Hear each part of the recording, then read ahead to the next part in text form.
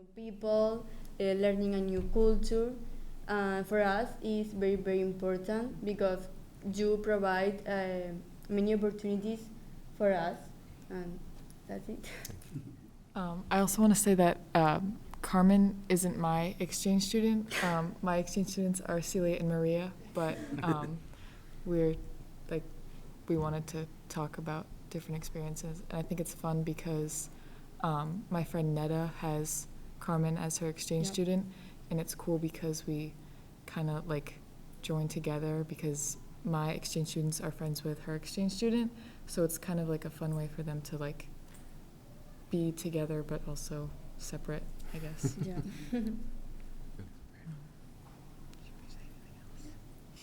And we should point out, it's not just, of course, the teachers behind the scenes that are, that made this possible, but also we have a number of host families. Could you remind us, how many do we have? 12. 12. Yes. So- And actually, I just sent a message home to them today because we had a couple of students in one of my classes today. We scrapped the lesson plans and just talked to them, and happened to talk to them in Spanish for the majority of the time, which was even more awesome.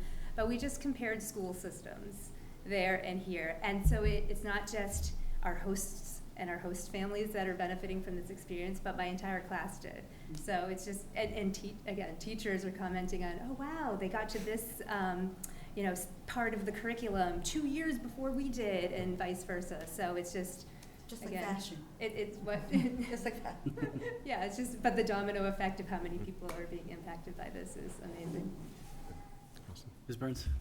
So I thank you, because I remember when I was your age, we had a similar program back the last century. And it's not only the culture and the lessons that you learn here from us, but it's what you bring with you to share with our students and families, which I think is just as important and just as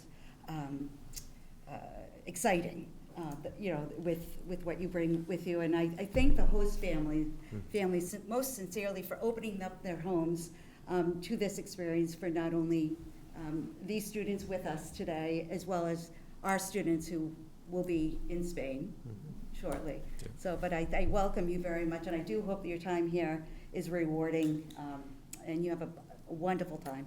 Yeah. We'll try to stop the rain, but welcome again. So thank you very much. Thank you. Yes. Any Thank you. questions or comments? All right. Thank you all so much for coming here. We appreciate your time. Enjoy.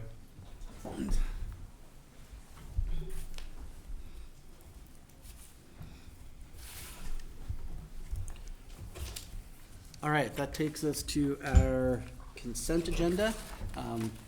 As we all usually like to say that people are welcome to stay and watch as much of the meeting as they like, but we won't take offense if you all also file out the door, having done your duty to be here. Excitement's too much for some people. So please don't feel that anyone has to stay for politeness. I mean, sure, school committee meeting, that is something, that is a certain cultural experience for sure.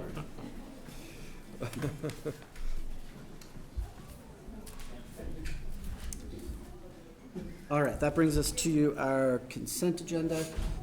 First is approval of minutes from the regular meeting of August 23rd, 2023. The motion from Ms. Burns, a second from Mr. Fennelly. All in favor? And that is one abstention from Mr. Samaha and everyone else in favor. Next, we have acceptance of the School Behavioral Health Workforce and Service Expansion Grants, the SBHE. And Ms. Burns with the motion, and second from Mr. Turner. Discussion? I was going to ask, before we vote on this, is there any discussion or comment that we'd like on this? Ms. Burns? I just would like to thank Christine Murray and Alice LeGrand Brown for capturing this application for this grant. In reading through it and the extensiveness of it, I see it as another wonderful opportunity to enhance and support the programming that we have, as well as supporting the new initiatives we're hoping to bring in to strengthen what we currently have established. And it's, I know words can't express the value of this grant and being awarded it, and just so thankful for the diligence and the hard work in getting this for our district. Just a quick question. Now, was there any mention as to the money for this grant, the thought is as to where it'll be delegated? I believe they're looking for a counselor or a behavioral health employee, that everything would be paid through the grant, Okay. including any fringe benefits as well, so there's no cost to the town. But Okay. Part of the, I think part of the, just to add, part of the prioritization is still around family engagement. Mhm. And I know that that's something that we have talked about. I think we've had tremendous strides forward with the 2 family engagement specialists that we have had, thanks to obviously your support and their inclusion in our budget. But it's certainly still the case that there's a recognition in that office that we could use more. This would not be a long-term solution, but certainly an additional capacity that would help shore up some support in that area as well. So. And I know it's too early to really respond, but would this be, I couldn't agree with you more in that thought process as to that the money would probably be well-served in that role. Would it be something that we could try to sustain once we acquire it? Because I know we hate to lose someone in that area. That could be very helpful, and I'm sure would take root, and, Yeah. it's tough to lose one down only because it's a grant piece. I think, it is early to, certainly to fully respond to that, and if this is, a glimpse of what's to come in the budget. But I think with all of the, I know that with all of these positions of support, what continues to be a struggle for us to figure out best is, we talk so often about equity, and equity in this sense is the thinking around how, again, best to serve 8 schools, variations in population, both in age as well as numbers, and how to do that effectively and efficiently with staff. And this holds true not just for family engagement, but so many of these other positions that may not be front-facing with a teacher, directly, but how to do so in an effective way, spreading thin over 8 schools. So as we continue to look at how we can shore up, not just on the 2 sides of town, but also at the elementary and secondary level, what makes the most sense and what can we get the most of to meet our needs. So we're going to have to take a look at that in this complement going forward. There's no question in my mind, and I think I can speak for Ms. Murray and Ms. Brown-LeGround, that this place that we found ourselves with family engagement and the support that we know our families are continuing to need is not going to go away anytime soon.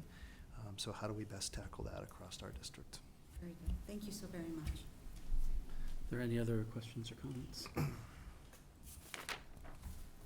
All right, then, all in favor? And that is unanimous. Next is approval of the Office of Information Technology surplus equipment removal. Do we have a motion? Motion by Mr. Fennelly, seconded by Mr. Mercaldi, and all in favor? That is unanimous. Next, we have a parcel of warrants. So grants number 4 and 5, revolving 8, 9, 10, and 11, local 8, 9, 10, 11, 12, 13, and 14, food service 6, 7, 8, and 9, and carry forward 5, 6, and 7. We have a motion from Ms. Burns, seconded by, Motion to amend? uh, Yeah, can we strike L11 for this week, please? because of the lack of, Yep. of invoices attached to it. Thank you. Uh, That was a motion, I suppose. Let's see, so trying to think where we are parliamentary-wise.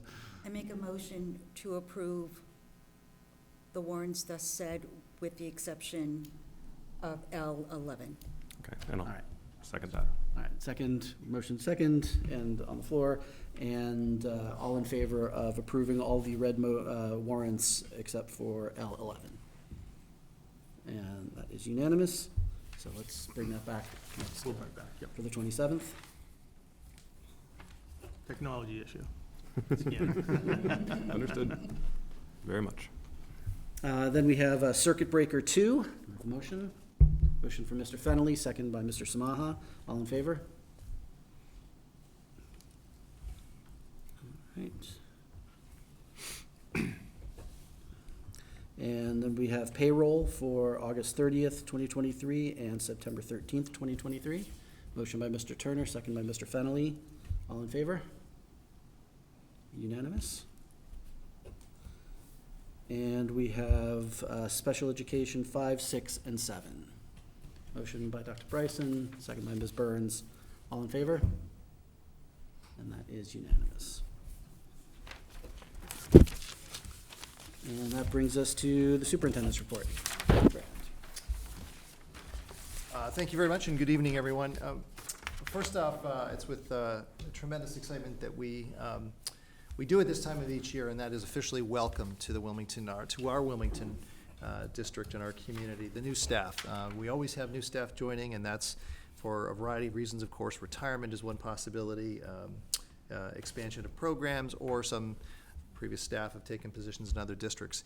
In the past, we would often, or usually, sorry, invite new staff members here, and understandably, that was not always a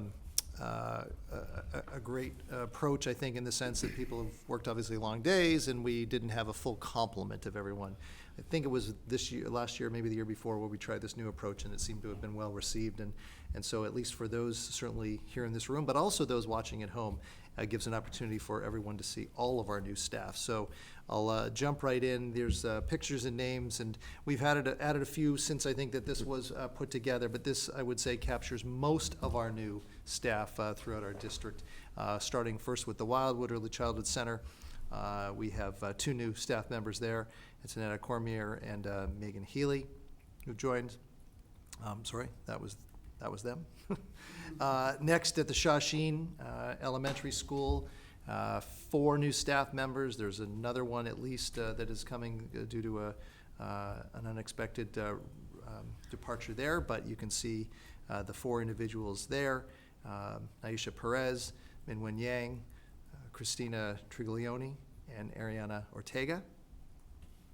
At the Woburn Street School, we have Erin Ryan and Kylie McGilvery. At the North Intermediate School, Courtney Dallaire, Amy Malone, and Tracy Sills.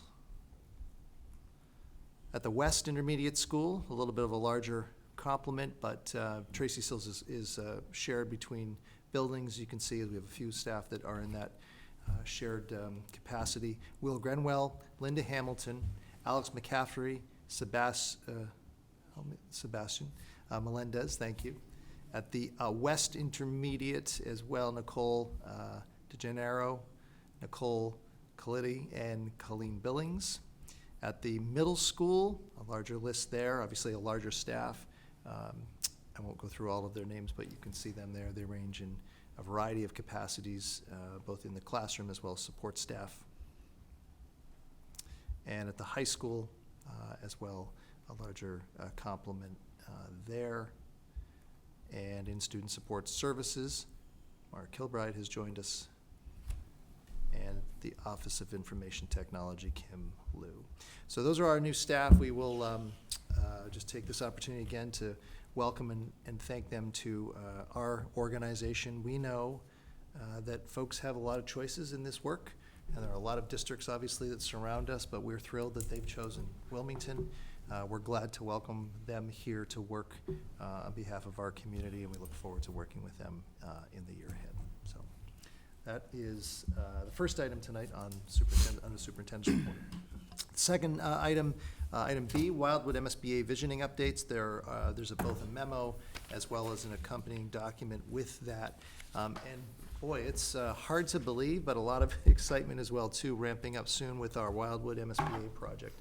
In fact, next week we kick off what I think in many respects is the first step as a community. There's obviously been a lot of things to get us here, community support, of course, at the town meeting respectively, and a lot of other pieces that are falling into place. But really what I think about this next step, this is really, to me, the kickoff of starting to, as a community, identify where it is that we are heading with this new project.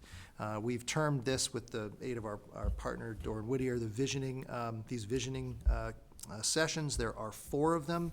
The memo outlines, again, in a bit of a recap, the dates that these are being offered. I just again want to thank our partner, Doran Whittier, who's come up with this, to use the term, hybrid approach that will allow anyone in our community to participate who has expressed an interest to do so, either in person or remotely. We know that sometimes it's better for others to take one approach than another.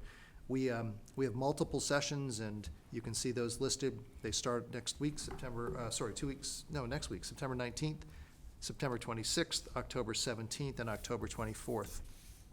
The next page of that memo outlines, just as a recap, the various broad topics that these sessions will cover. I've had the chance to participate in these sessions before in a previous district. They're very structured. There's a real organization to them, and there is a plan in terms of culling together the voices, thoughts, and ideas of those that will participate. To that note, I think what's tremendously exciting is the list of individuals from our community who have expressed a desire to be a part of this work. That's the 3rd page that accompanies this. We are over 40 that you can see, which I think is fantastic. We are in the process of reaching out, and I think got already a couple students today to add into this. We've invited specifically middle school and high school students to participate in this, and so I'm very hopeful that we'll have a good complement of them too. We have representation from, as you can see, sort of all corners of our district, the north side, the west side, elementary, secondary. So it's really, it's tremendous to see the excitement and enthusiasm in this project. All of the work that will come from these visiting sessions will be pulled together with the assistance of Doran Whittier, and they will report back to our community. And of course, use the school committee and the Wildwood Building Committee about what's in the top of people's minds for the vision of where it is that we're going in elementary education. So really some important and exciting work to come next. I'll pause there, just in case there are any questions from members of the committee on that. Questions or comments?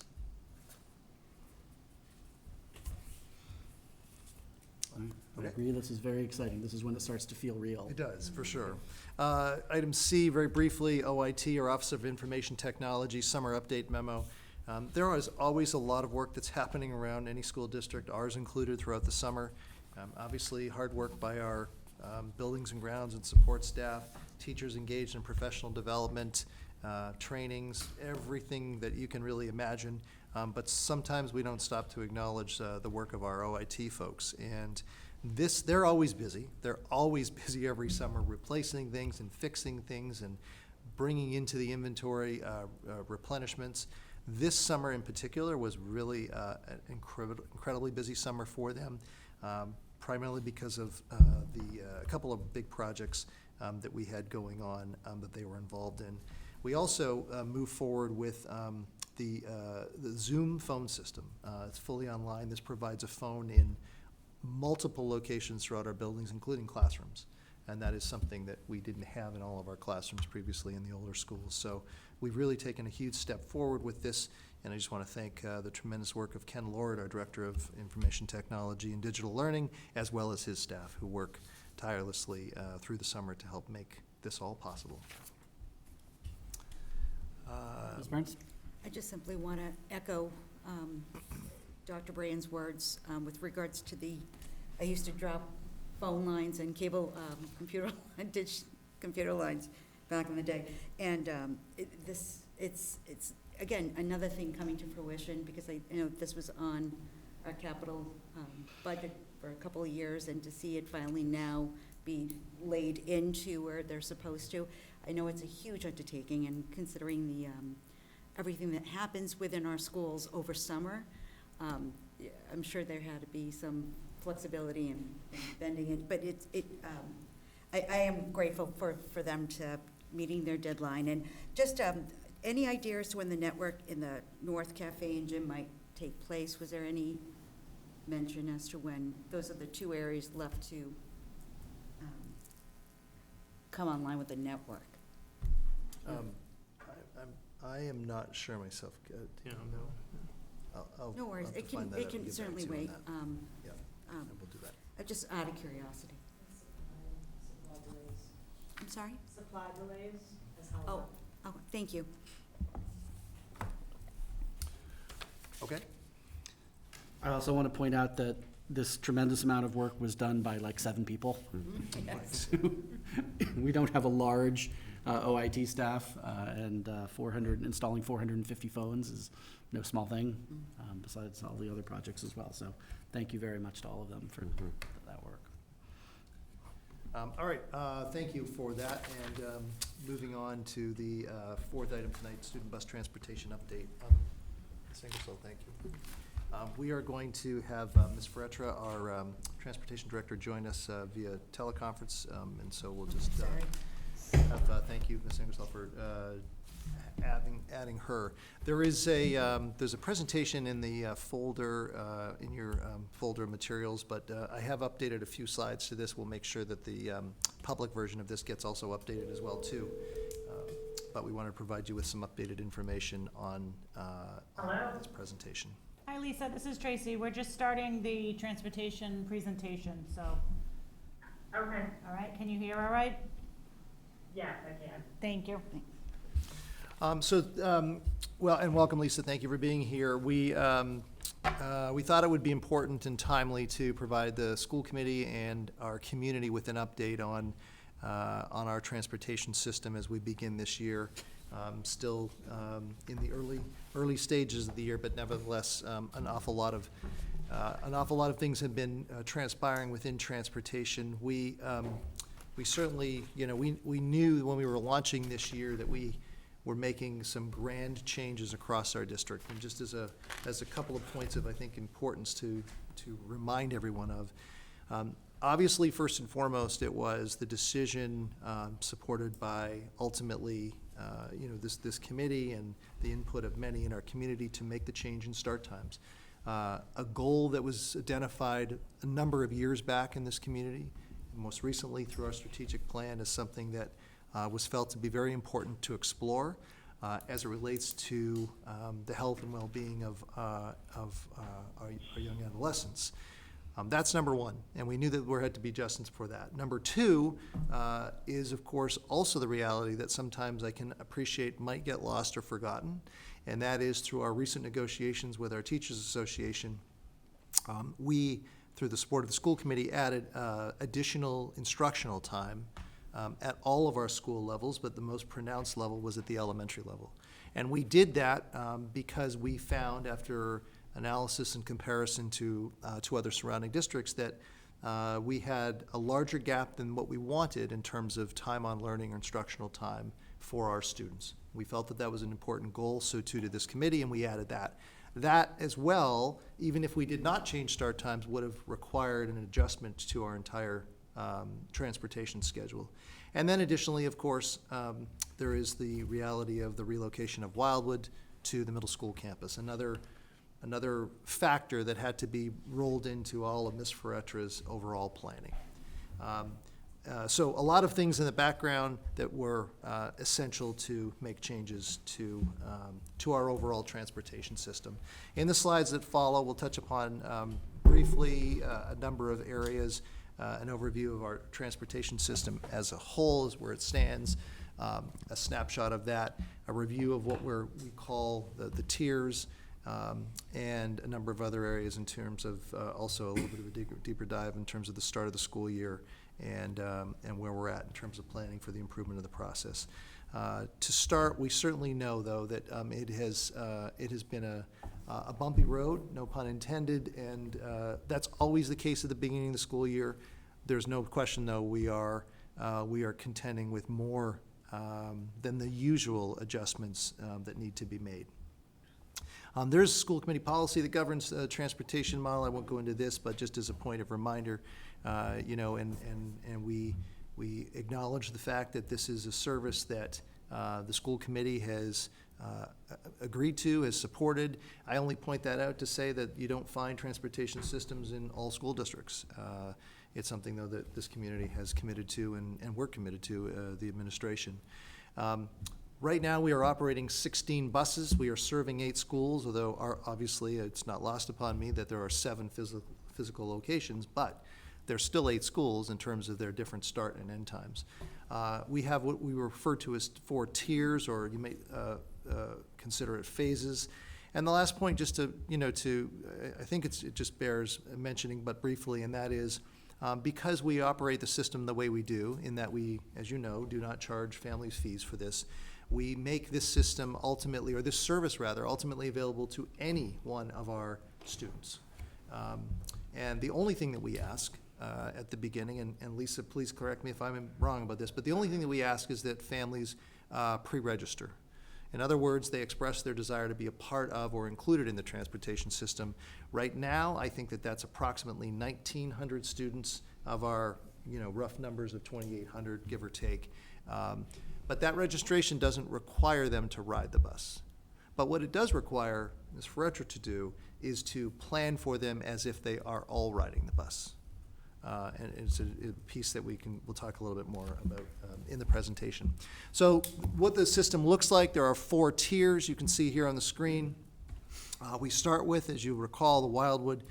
They are right now our earliest school, and 4 buses serve the Wildwood. That is followed by Tier 2, and that is service for both the middle school and high school of 16 buses. Tier 3 then follows with Boutwell. Again, 4 buses, but also within that tier, you can see Shawsheen in the west, a number of buses, not all of the others, but a number of them. And then finally, Tier 4, the north and Woburn Street. It's important to point out that we always had these different tiers, even under the old system, and we always had a tier that went first, and we always had a tier that went last. But we did, through this change, mix those up, certainly, from what the previous model or system was. This slide, the effort here is just to try and point out a couple of things that I think are just important. We keep these in mind, and acknowledging the fact that not always do we talk about this. There's no specific expectations from the Department of Ed around, at least that I'm aware of or we're aware of, in terms of anything that specifically governs limits on time, either time of routes, time to which drop-off should occur in the morning or pickup should occur in the afternoon. But we acknowledge the fact, a couple of things here. First, we want students to be at school on time to start their day. We recognize that at any given time on any day, and I'm sure if we had the data, we could point to countless days any year in the past where, whether it be construction, a storm, some other event, some complement of buses are late. That is frequent, just like it is in public transportation. It's certainly not dissimilar to that. And similar as well, at the end of the day, the actual pickup of students, if you were to go back and take a look at our times of this system in the previous model, we had a range of pickup times after school ended. And never was it the case that we had all students picked up, say, within 5 minutes after school ended. It just didn't happen. We'll take a little bit of a closer look at that in just a few moments. But we strive for this idea of, ideally around 15 minutes. That to us is reasonable. It's not unreasonable in terms of the fact that we're asking buses to do a lot of things and to swoop in and pick up kids and get out. And so there's a lot of moving parts to all of this. The next slide, bus ridership and capacity. I just want to briefly provide you with an update on this because I know that we've heard through some of the comments and some of the feedback and concerns that our buses may be overcrowded. And I just want to clarify and point this out, that is not the case. We do absolutely, by law, this is one aspect of law that governs this transportation system. There are seat capacities that we have, and you can see here it varies by age level. This is set by the state. 77 students at the K-8 level, 51 students in grades 9 to 12. With all that said, our current bus registration on all of our school buses does not exceed 60. I would, again, just point out that that is those students registered. That does not mean that 60 students are riding, but that would be if every single student rode. So certainly on some of these buses, it absolutely would be there or could be the case that there are more students than there may have been last year. But it's still falling within these guidelines, and I just want to make sure that that's pointed out because I don't want people to think that we are transporting students in an unsafe manner that's counter to what the guidelines call for. So getting back to where this started in terms of the first couple of weeks, of which we're not through yet, 2 full weeks of school. I think this is day 8, if I'm not mistaken, of actually school in session. And keeping in mind that even though we start the school year off with this system running on day 1, it's a couple of days later that Boutwell's added, and then a day later this year Weil was added. So there's these changes that are happening while the system's still trying to get some traction and some grounding and a footing, if you will.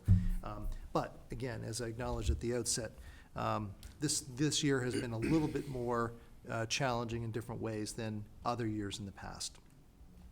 Ms. Ferretra has consistently pointed out to us that it usually, in any given year, takes up to 2 weeks to really smooth things out and constantly making adjustments for a variety of reasons. It's not ever a perfect system, and it never certainly will be.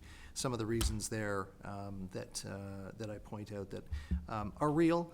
I know some may have differing views of this, in fact, but they're real, and they're what Ms. Ferretra and our bus drivers know far better than I do, or we do here, sitting here. There's a lot of factors here, and every second, as I've come to learn, not just through a closer analysis of this system here, but also other systems, every single system counts. It's incredible. If it takes an individual student, or there's a stop with 4 students, 5 seconds each to load longer, or 10 seconds each, that mounts up over multiple stops, and that can change. It's amazing if you really break down the analysis here. So there's lots of things that are happening. The point is in the first couple of weeks, and that being said, as mentioned, obviously we are experiencing more than the norm in terms of challenges. The question I know that is emerging is, in and of itself, the change in these start times, did this or is this directly contributing to these challenges, these challenges that we're facing? I mean, from my view, from that of Ms. Ferretra's, I mean, the answer of changing the times in and of themselves, no. It was a change from the previous system, but there is no question that we are contending with ramifications or implications of these changes in different ways throughout the system of these multiple buses running all the time.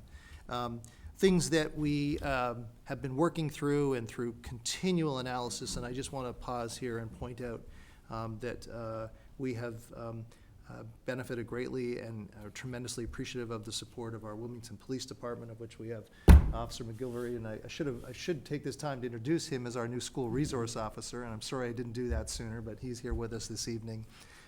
They have been a fantastic resource in working with us closely, obviously with student safety and staff safety and community safety at the forefront, but also working with us knowing that there's an awful lot that's going on within this system. They've been helping us with trying to explore different routes. They've been helping us most recently with congestion on Carter Lane campus, which is something that we are contending with.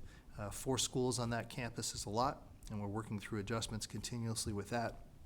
We have more, Ms. Ferretra can speak to this, we have more middle school riders. The belief here is that the later start time, as opposed to the 7:20, but closer to the 8 o'clock hour, may just have been enough to have more students need or want to take the bus. And so that's something that is adjustment. And certainly within the first good number of days here, Ms. Ferretra can speak to this, but from her view, and keeping in mind that she's now been here with us in our community for 4 years. I've said this before, she's an expert in her work. She comes to us, or this role, from a long history in transportation, but most importantly, she knows our roads. She knows this community very, very well after 4 years. Her take on this, and don't want to speak for her, is that all of these routes are taking longer, at least to this point in time, than they have been in the past. So something that is real to contend with for sure, and that she and her drivers are contending with.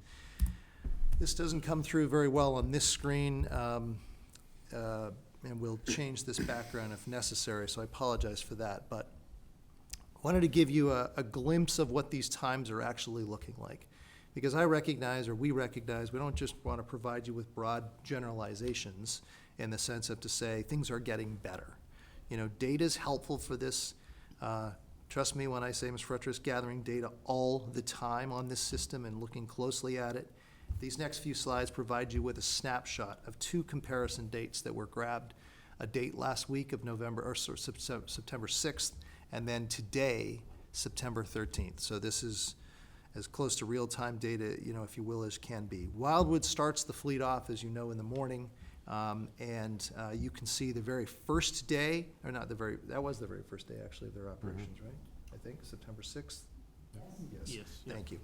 You can see the respective arrival time. There are 4 buses that are servicing the Wildwood, literally number 1, 2, 3, 4, and you can see the arrival time in the morning versus today, or in comparison to today, and you can see right there those adjustments that have been made for a host of reasons, some of which we talked about earlier on. Boutwell arrival time, we are struggling with Boutwell. There is absolutely zero question about that. There has been improvements, but we're clearly not to the place that we need to be. And Ms. Fretcher will probably speak to that, or if you have questions specifically on this. Actually, let me just pause there.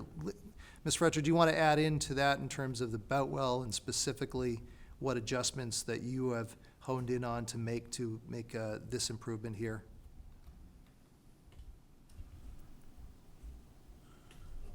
Lisa? Lisa? All right, we'll come back to Yes, I'm sorry. that. Do you want to speak on the information around the Boutwell? Do you want to speak to what it is your plan is for the adjustment in service for the Boutwell specifically? Specifically with the Boutwell, we have moved some of the students in the morning onto a minibus. We seem to have no trouble doing these routes in the period of time given in the afternoon. For some reason, we aren't able to complete them in the morning. It's due to traffic. So some of the students living in the outskirts of town are being moved to minibuses so that we can service the area quicker. And we are focusing a lot on our kindergarten buses also. While they're showing up to maybe either the high school or middle school on time, they are a couple minutes late to the other school.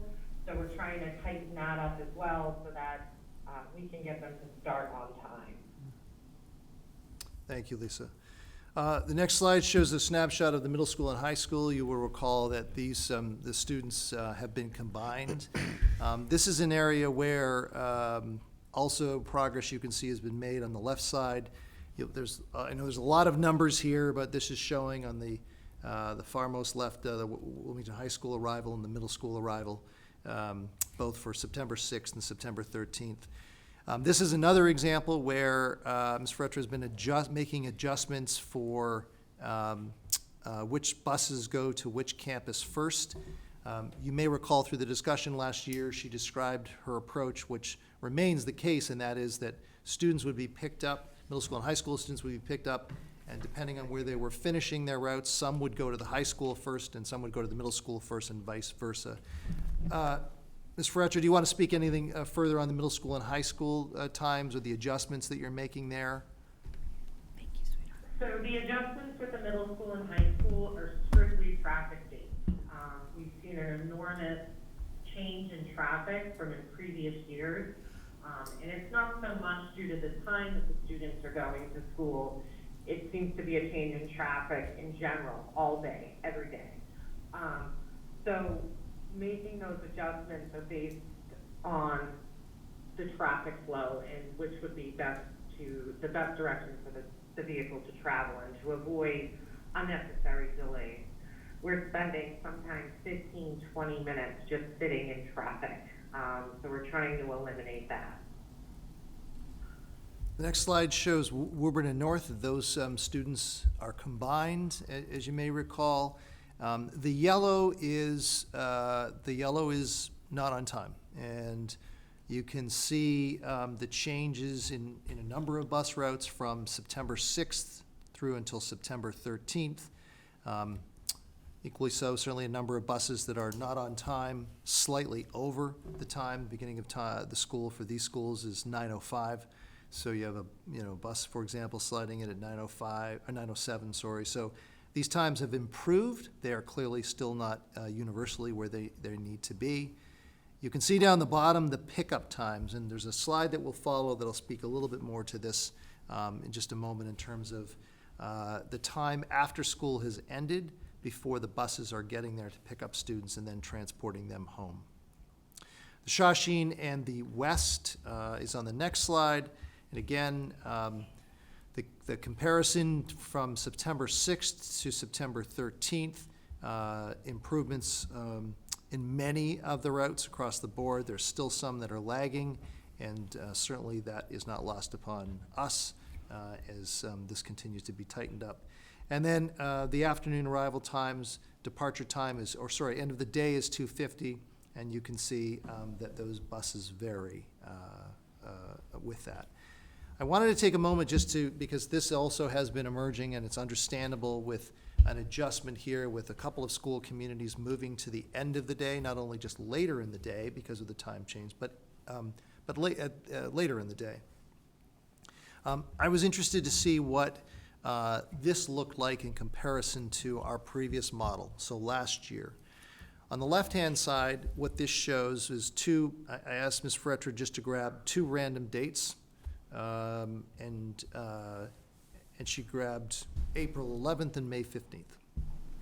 And what you can see here is that at the Shawshene School in the West, they were the last tier previously, the latest bus pickups. Those schools under the previous school start times, end times, were ending at 3 o'clock. On those particular days, what you can see is that pickup time was at 3:23 at the Shawshene on April the 11th. Again, an end time of 3 o'clock. Students, the last student on that route was dropped off at 3:46. So some 45 minutes after the end of school. On May 15th, you can see that the bus picked up the last bus, and I should have pointed it out, that's the last bus. So it's not all of the buses, but it's the last bus on that day. Pickup was at 3:29 with a drop of 3:53. And then down below that bottom row, you can see the same at the West. Pretty similar complements, but slightly different. This is in comparison to the North and the Woburn Street, which are now under this new model, the last 2 schools picked up. And the end times there is 3:25 for both of the schools. On September the 11th, the last pickup, the last bus to pick up students was at 4:05 with a drop of 4:20, I'm sorry. And at Woburn, slightly different time there.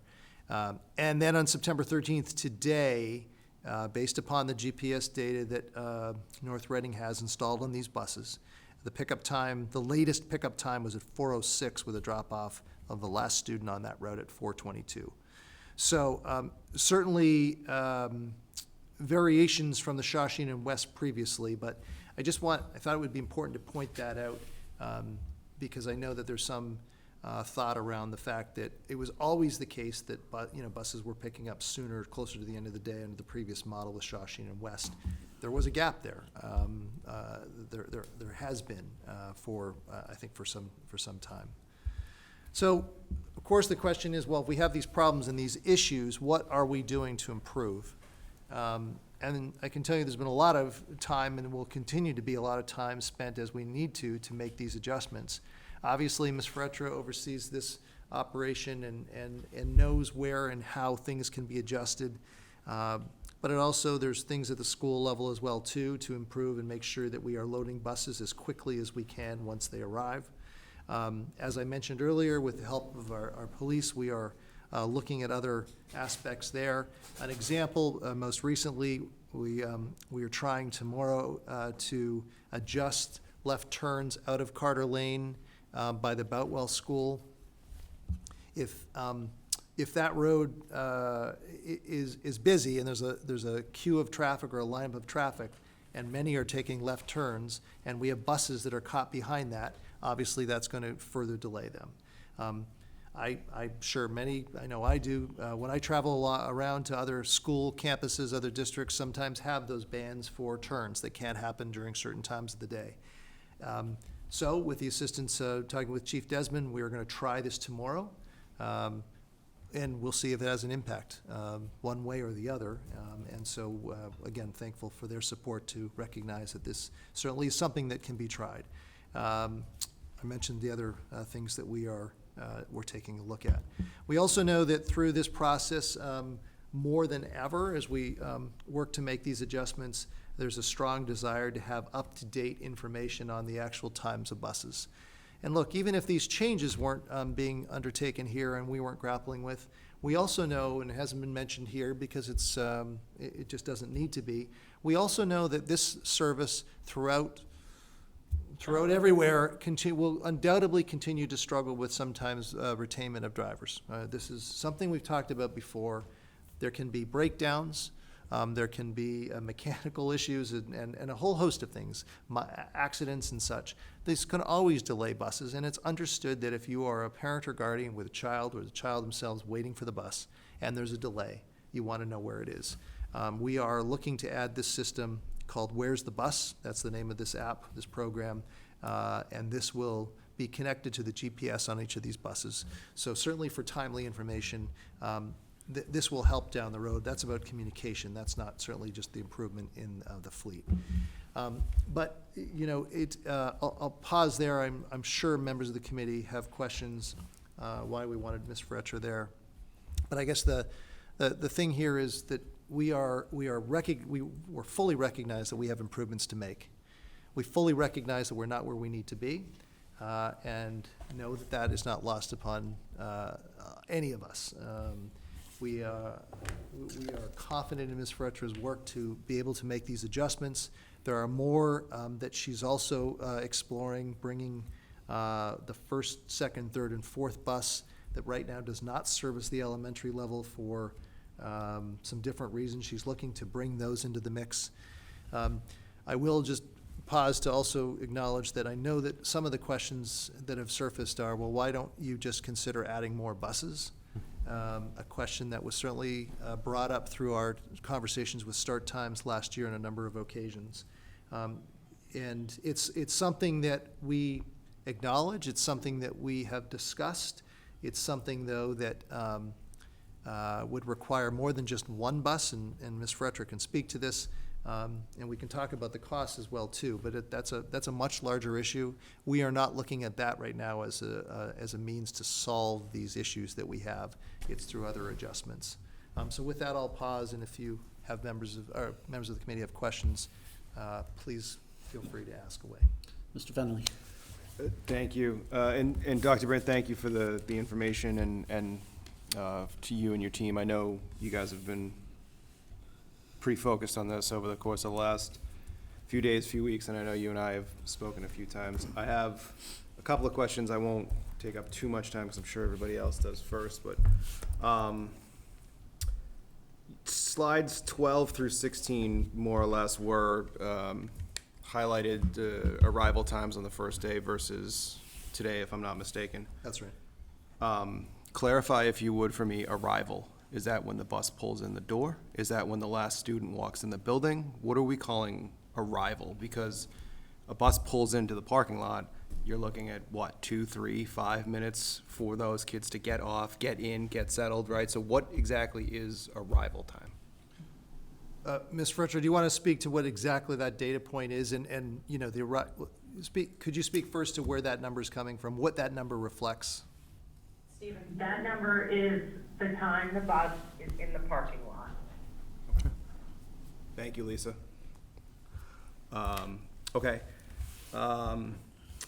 One of the slides, we talked about the capacity of our buses, right? It's sort of in this, around this idea that are our buses at or over their limits. And if I recall correctly, you said that registration is at no more than 60 students per bus at any given time. The capacity for the buses is 77, if I'm not mistaken. For K to 8. Thank you.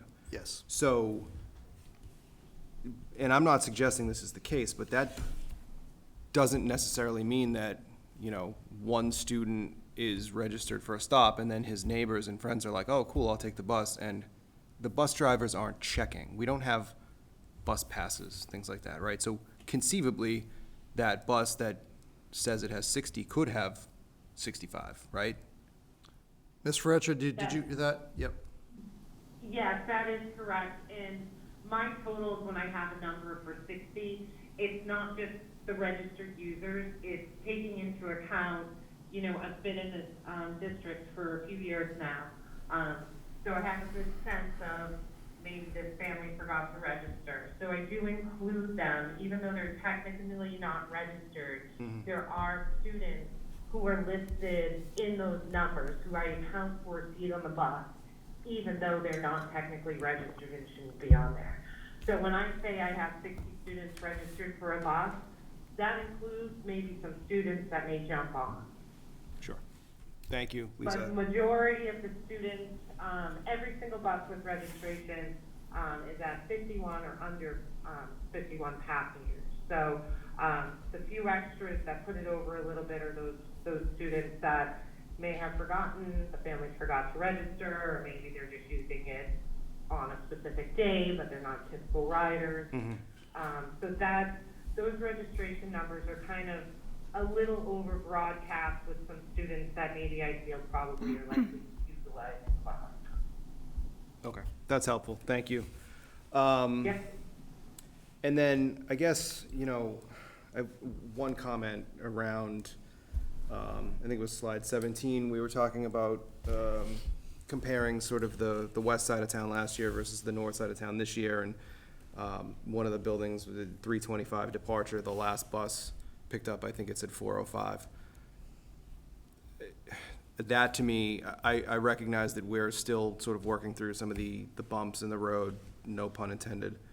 But 40 minutes that these kids have to sit in the building, you know, that also necessitates principals, teachers, folks to look after and take care of these kids that aren't care staff or that aren't enrolled in the CARES program. Like, it's concerning to me, and I know that we're working on it, but if, you know, we talked about 15 minutes is acceptable. 40 minutes, that to me is concerning. So I would be disappointed in myself if I didn't mention that. But my last point, and then I'll be quiet and let everybody else have a turn.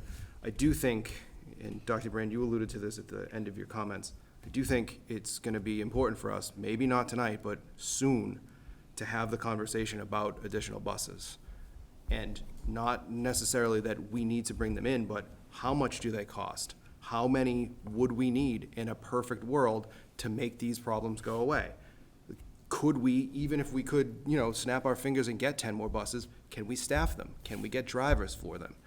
And I'd like, and Paul, you may have done this, and forgive me if you haven't, I'd like to see what it would look like if we considered charging a bus fee, right? I'm not necessarily saying we should be doing it, but I've had conversations around town and folks have said, you know what, if it was a reasonable fee, I would pay it. So if we haven't run those numbers, please, we need to do it, because it seems like a really important part of the conversation that while we've talked about it at other times, we need to talk about it again.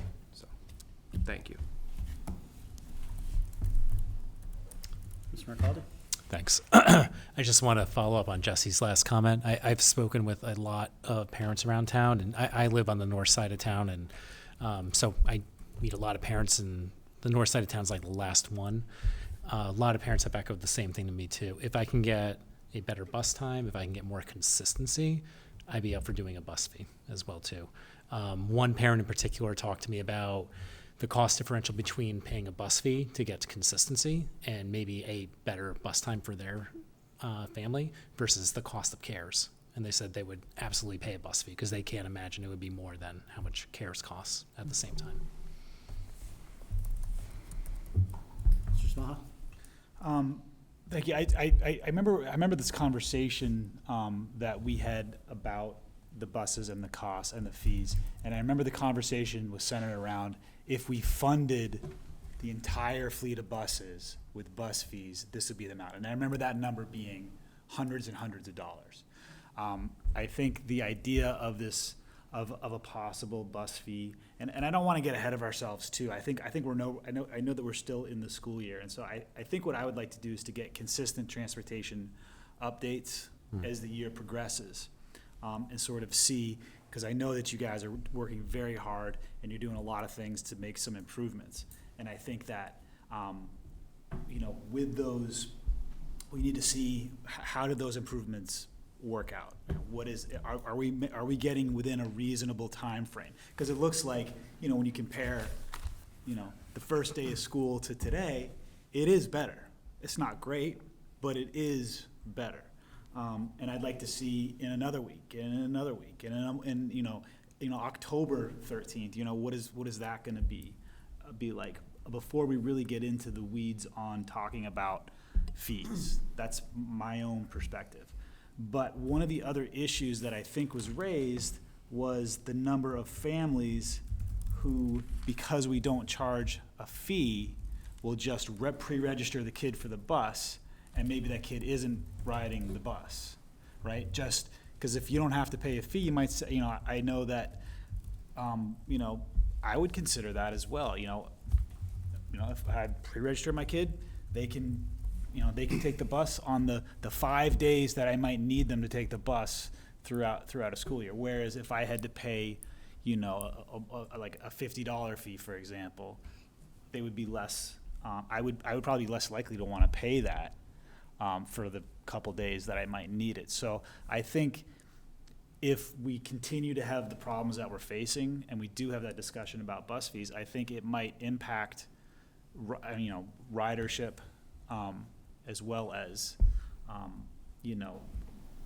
getting, having just fewer people on there. But I think at the same time, when the fewer kids that take the bus, the more kids are driving to school, and that creates the same issues as well. So I thought I'd throw that out there. Ms. Burns. So I do think that, and I was wary with starting the school changes with the Wildwood transition as well for this purpose, because I don't see traffic getting any better. I think it's only going to get worse. So this discussion will probably have to come to a head sooner than later, where we will probably need to have serious conversations.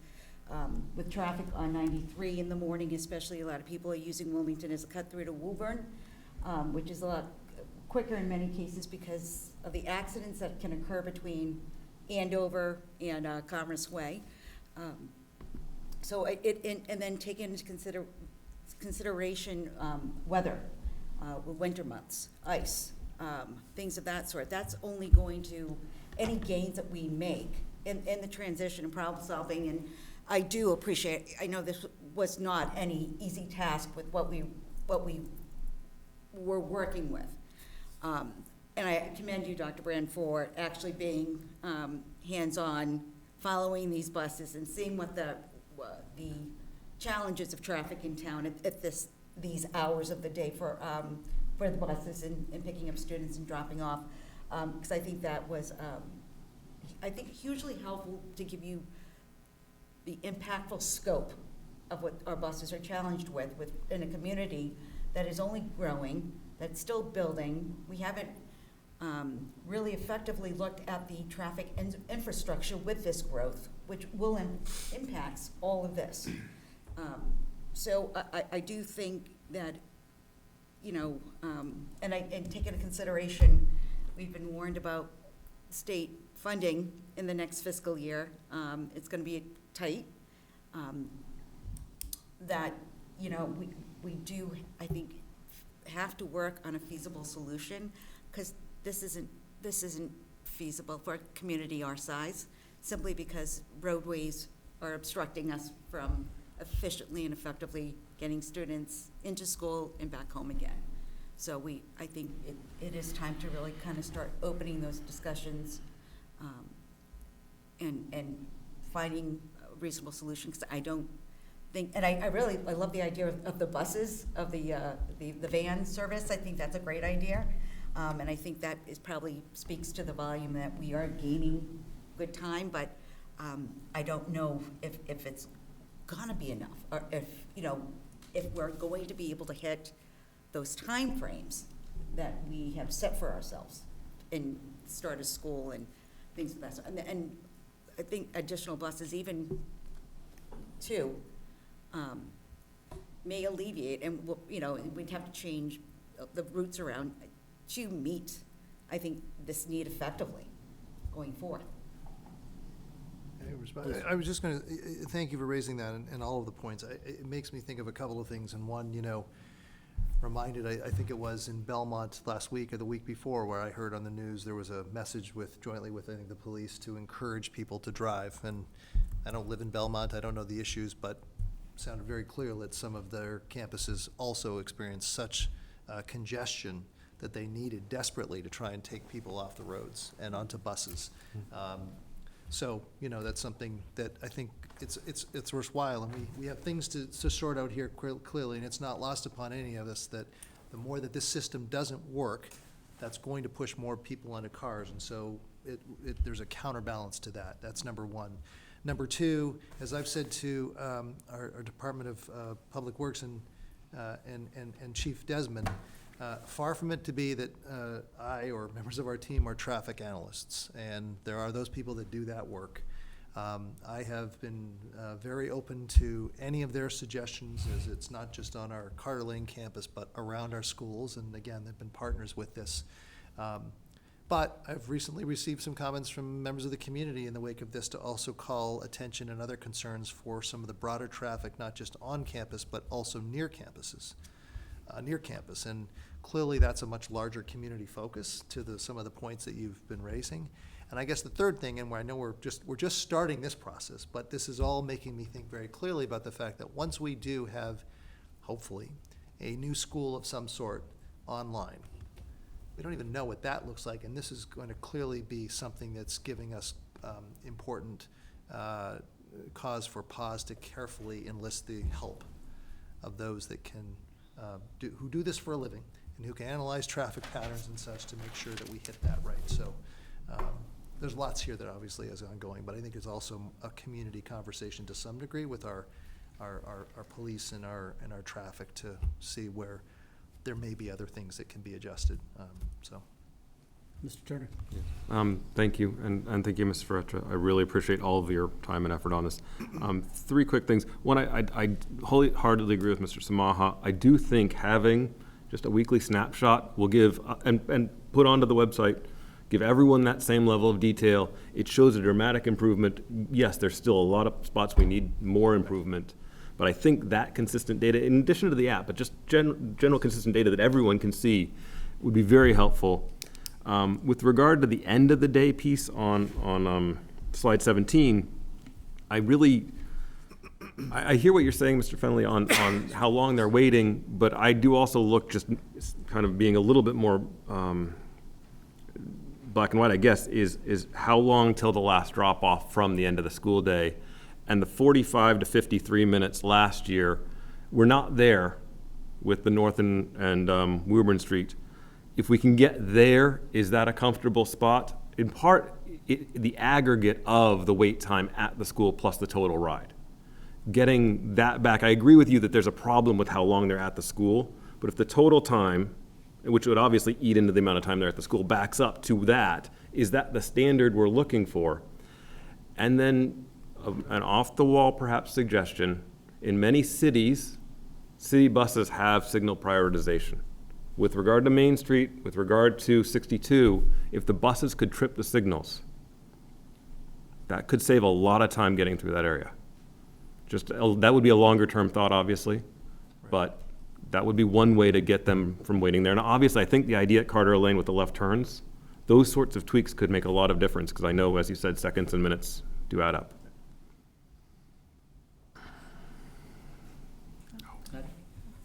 Just from the student perspective, I think it's definitely, I say this as someone who drives to school, it is important to try and avoid having all the parents start driving their kids to school, because that's just going to make everything so much worse. And also, I know it's obviously different at the elementary and middle school levels, but just here, parents already, instead of going where they're supposed to, they'll go to the student parking lot, and it's just like a domino effect that just makes everything worse. So I think it's really important that we try and keep the buses going, because it is really late for those younger kids to be in home at that level. But I do think it's really great, that app idea, because I know a lot of parents who are just wondering where are my kids, that's definitely something that's a great idea. Mr. McCall? I'll see you want to go. It's okay. I'll go, yeah, that's fine. No problem. All right, thanks. Yeah, so I just want to second, I really like the bus tracking app idea. I think it's really beneficial, not only in the morning, but especially in the afternoon, especially at the elementary ages where, someone needs to be there to get the kids, knowing where that bus is going to be and everything. So I think that's a great idea and looking forward to it. So thanks for the updated deck as well too, and all the data. And one thing I noticed when I was looking at it is totally agree that the morning is improving across all the districts. Generally speaking, a couple routes here and there, but generally seeing a good improvement. The afternoon though, looking at Shawshene West and then especially at the North Woburn Street, those times are still long. And I know there's not a lot of metrics beyond your norm that you posted, and thank you for posting the norm there. So I was just kind of wondering, to address the afternoon and kind of why there's so much of that lag time between with those pickups, what are some plans to more specifically address that? So kind of what I've heard from other people in the committee, students aren't going to be waiting for 30, 40 minutes after dismissal before a bus comes to pick them up. Because it seems like once the bus picks them up, the routes are pretty quick. They're like 15, 20 minutes, It's just that downtime that's really dragging on everyone, Ms. Fletcher, did you hear that question? She emailed me and just asked. I'm sorry, I didn't. The question was along the lines of, recognizing that there's not really been a lot of movement at the elementary level in the afternoon for the improvement or the shortening of the time from the end of the day until the buses are arriving. So what are the more concrete plans to impact that? Do you want to talk a little bit more about what we were talking about earlier today about the bus 1 to 4 edition?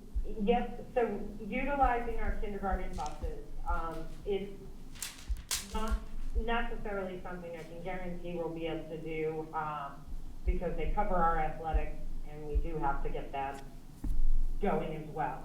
But I do have a couple other tricks up my sleeve. But with this, and I know everybody wants change tomorrow, but it is so important that we do things properly and that, there's a lot of communication involved on the school level, on the community level, when we make these changes to, especially in the afternoon, to, just avoid any safety issues. So, but I do have a couple things in work with regard to moving buses, eliminating some of our Shawshene West buses that run late, the later end of the pickup, and have them only service North and Woburn Street schools. And then also, so we'll have some students who have one bus that they ride in the morning and another bus that they ride in the afternoon.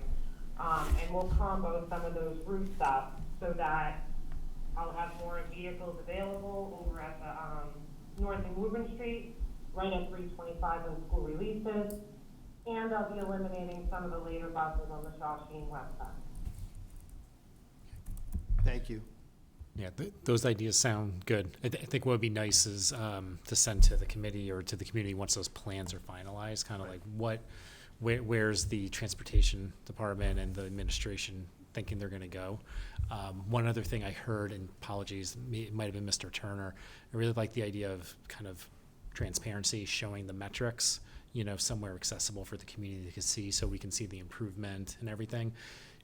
Just because, this obviously has a lot of heightened awareness in the community. So I think having that transparency and showing, I know you're working very hard at it, the administration's working hard, that we are working towards this, we're making changes, we are improving this, we recognize it's a problem. We're not just, sitting on our laurels and standing back as well too. One more thing, kind of a little bit different. I have heard talking to middle school and high school parents, especially middle school parents and students, the new times are life-changing for them. And I think that's kind of getting a little bit lost because there are definitely severe, understandable impacts on the north side of town. But I have heard from parents and students too that they were driving last year just to get a little extra sleep, and then now they're not because of the later time. They're taking the bus and everything like that, and that's actually helping out those students and those families a little bit more too. So I know there's a lot of focus on just the woes, and more so I think with the times, and I think at the elementary level, which are concerns, but there is some positives with these times here, and I don't want to be lost on the community or this committee as well. Dr. Bryson? So just to reiterate, posting those arrival times, is that something we've all asked for it, but is that something we can actually do? Because I do think that data would be really helpful to see sort of on not a data, I'm not sure I'd be checking it daily, but I would certainly want to take a look. I think if we can show it at the end of each week, sort of that improvement of how far we've come, is that something that's actually possible? Yeah, we have to work that out systematically. I mean, this is, the GPS data, we have to explore what that technically looks like. The GPS data is extensive for each, it actually tracks every single stop. It's extensive, and so this is lifted manually from those reports and to assemble it into what you've been seeing here in front of you. So we have to explore what that looks like, and perhaps the GPS, Where's My App? I'm not familiar enough with that yet. There may be an easy way just to tap into that and make that visual. So we've got some work to do to explore how that could be done. Okay. Without having sort of a data cruncher all the time. Right, no, I know. Well, that's what I'm trying to think. I think it's going to be really helpful, but maybe there's just some way at the end of each week we can show just a comparison, because I do think, I believe that it's going to get better and better, and I think for us to, so for me to see that after seeing the many emails that we've received this week, I'm like, okay, not good, but I see it. It's also interesting because most of the families that have either written or reached out have been on the north side of town, and the Shawsheen Times, there was actually some stuff there that does not look good, Shawsheen West, which I find I'm like, oh, interesting, I haven't heard from anyone from Shawsheen West. So I'm trying to just figure out, I just think seeing the data gives me something to say to parent, right? Say, okay, look at this, so I know what you're feeling, and I agree with you, but what we're actually seeing is this, and the wait times at Shawsheen West are actually, we're working on that as well. I mean, I think that this has become like this side of town feels that they got the short end of the stick here, and I think that there's other things happening on the other side as well. Mike, sorry, David. I'm not done though, I still want my turn. That's not fair. No, I'm kidding, go ahead. I just wanted to follow up. Are you ceding the floor? Just for a second, just to Mike for a second. All right, Mr. McCall. I just wanted to follow up with your last point. So I think it's the timing. So if it was flipped with the Shawsheen kids getting home at 4:30, I think you'd be hearing more from the Shawsheen. I think it's not so much that the elapsed time, but the timing that it bumps up against, I think, a lot of activities families have, students have, and all that. So, thank you. No. Ms. Burns? And before it goes back to Dr. Brayson, I do want to say that I do think that this information on a weekly, especially knowing that there's going to be additional shifting into finding the better solutions, I think it is imperative so that parents can follow along on this as well. And monitor it. I think it is helpful for us, especially if we do start those conversations about fees. But I don't, as I said, I don't think this is I think this is going to be an ongoing issue as the town grows. But thank you so much for raising the point, Jack. And can I go back? And I think that less emails with all these sort of explanations and just more to the point. Like this is what we saw today. We didn't have a good day today, here's what we saw. We had a good day today, here's what we saw, here's why. We use these 4 buses, we think that's making a difference. I think the minibus thing is very interesting. So just short, sweet updates. We are doing everything we possibly can to address this as quickly and urgently as we can. I think it gets lost in some of the text where parents are like, yeah, okay, we get it, it's hard, we understand. Like, they don't want to see that. They want to see, give me the 3 things that you did differently today that made it a little bit better, and how are we going to make that better tomorrow? So I would just really urge us to, and that part of communication I think is so important, because as a parent who's waiting for their child at 4:30, they're not going to want to read an email that has 15 things. I think they're going to want to see clearly, you're right, here's why, or actually look how different it looks from last week. Because I think then at least we're sitting there going, okay, I see a little bit of light right at the end of that tunnel. And then my other question has there been any discussion of any small shift in timing that would help? Anything that you're like, has anyone said, if we had 5 more minutes here, if we shifted something 5 minutes back, would that make a difference? Or have we not done that yet? So, thank you for raising that. So we're looking at every and all possible adjustments here. This is, to use but it's so true, this metaphor. This is a giant puzzle with pieces that are still trying to fall into place. And that is an adjustment that we have been focusing on, the possibility of tweaking, not reverting and going back to our start times of old, but can a 5-minute adjustment here or there for one school or two be enough to make the difference? And so we recognize as well, we don't and can't make multiple adjustments to start times. And so at this point, we've been talking internally about that. But we don't want to go there yet until we can see how far these adjustments can take us before going there. That said, if we need to do so, we will certainly bring that to the committee. We will certainly have to understand all the implications of that because we have shared staff. There are other things we have to consider, and if that's the case, we obviously would have to give enough notice. But I just want to clarify for people tuning in, we're changing the start. If we do it, it will be as small and minor as possible. But even a 5-minute adjustment for one school, perhaps in another school, could be that could be suffice with other adjustments to bring us right to where we need to be. So we are thinking about it, but we're trying to hold off until it seems like we can't hold off any longer. Mr. Turner. So 2 quick things. I do understand from Burlington several years ago, I believe it was Burlington, they changed their start times, and there was an adjustment they made the next year, a month or two in, and said, okay, we moved 1 or 2 things 5 minutes. So there's precedence for doing that, and it can sometimes be really the solution. The one other point I wanted to go back to that was raised earlier in the conversation was about fees. And just as a reminder, last year we did spend a lot of time talking about fees. And there were 3, and I'm not suggesting we shouldn't go there again, but we really did get to the point where there are 3 or 4 reasons why we didn't want to go the fees route now. And so if you guys would like, I can certainly bring back next meeting what those were. I don't want to paraphrase them badly now. And again, I'm not suggesting we shouldn't discuss it, but there was some really strong logic that we all went through last year and when we spent all that time last year on this topic as to why fees. Just as a one example, it seems if you have 16 buses and they're fairly full, whereas if people are paying fees and they see 20, let's say, or 24 buses, and a lot of them are nearly empty, they would get very frustrated with paying money to run empty buses, just as one of the 3 or 4 examples. So if you would like, I can bring that information back. But it was something we did spend a lot of time on. It's certainly something we could talk about again if it's appropriate, but we did dive into that pretty well last year, so. Dr. Bryson. And just back to Dr. Brand, you said right where we want to be.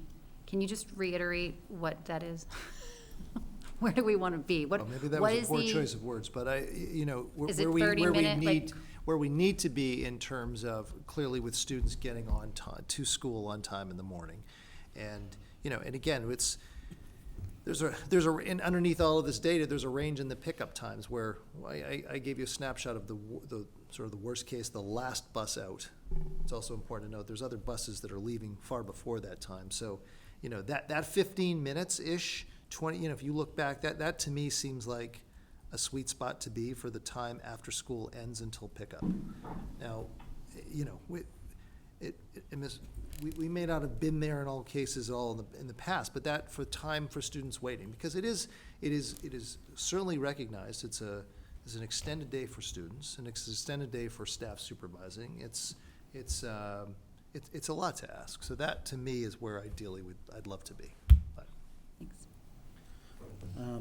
I have a couple of questions. I do want to talk a little bit about additional buses. I think we need to think both kind of like short-term, medium, long-term. Like we need to look at this as comprehensively as we can. Dr. Brand, you mentioned that, for example, adding, a bus is not a panacea, that's not just going to suddenly, if we only had one more bus, then suddenly we could get everyone to school on time.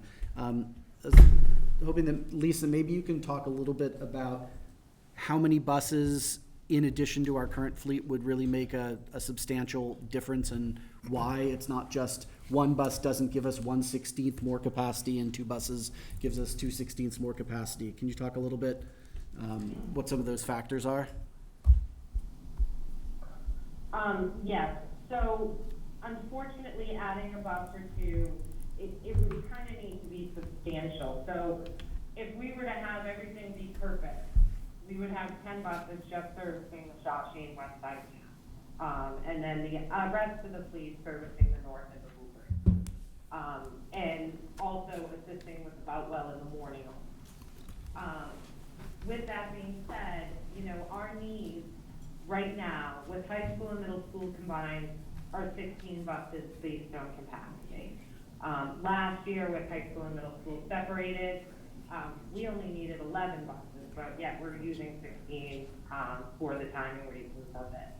So, you know, if everything was perfect, if every kid got picked up the moment the bell rang, we're looking at 10 buses needed. If we have a little bit more flexibility with that, you know, we can, something as much as 4 could make an enormous impact.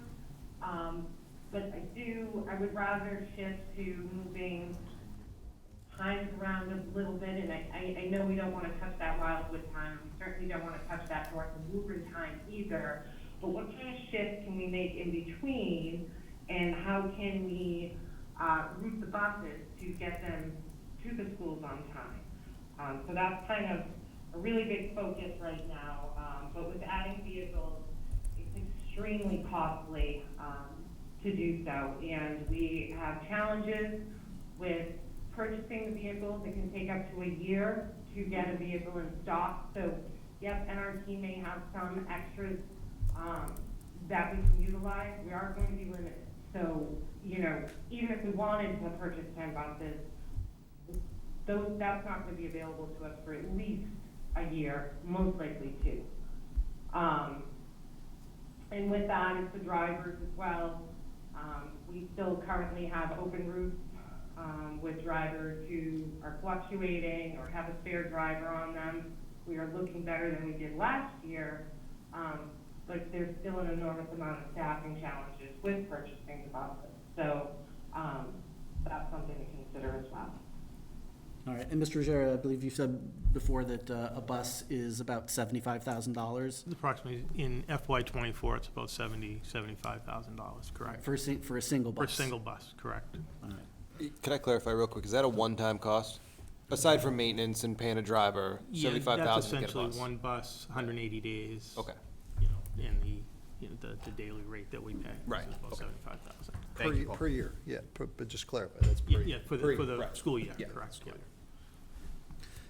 Okay, and so I'm glad that we mentioned and broached the idea of making potentially some small adjustments to start times if necessary in order to try and kind of make the last pieces of the puzzle fit together. This is one of these systems where you poke it in one place and it bulges someplace else because everything affects everything.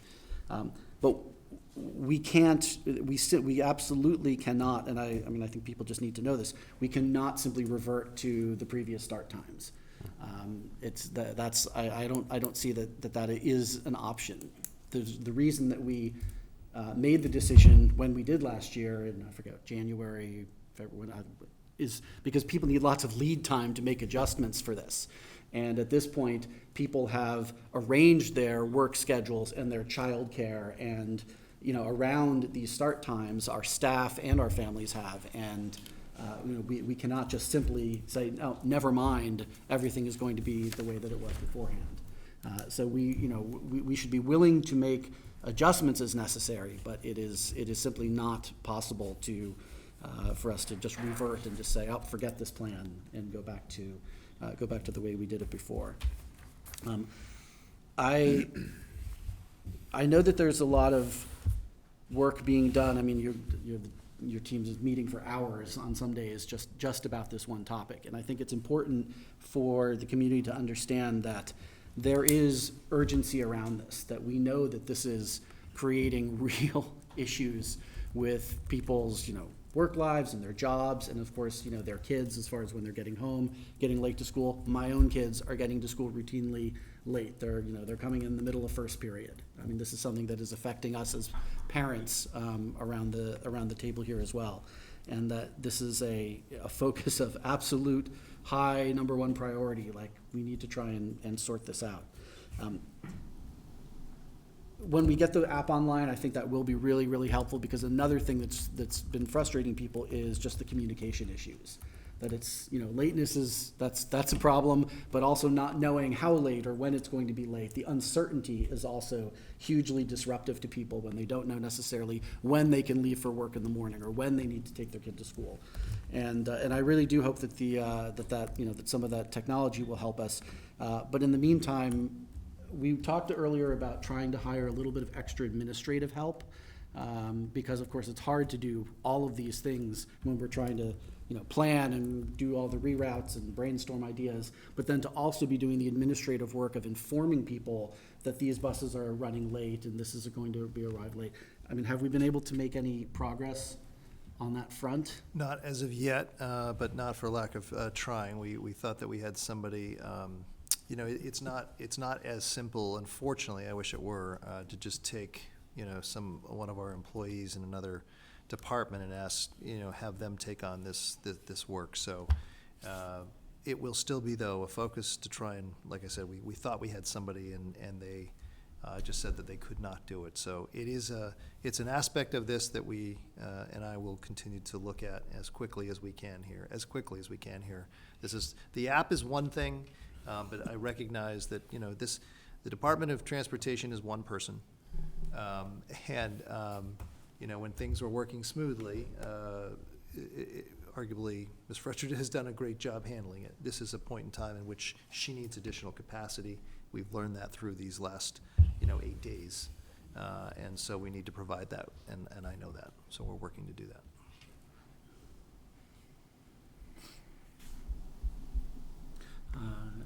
Does anyone else have additional comments or Sorry, questions? Dr. just Bryson? one more. I just would say that so our next meeting is in 2 weeks, and I guess if something needed to be changed soon, I guess what's our timeline? Like, if we needed to meet sooner, would we meet sooner?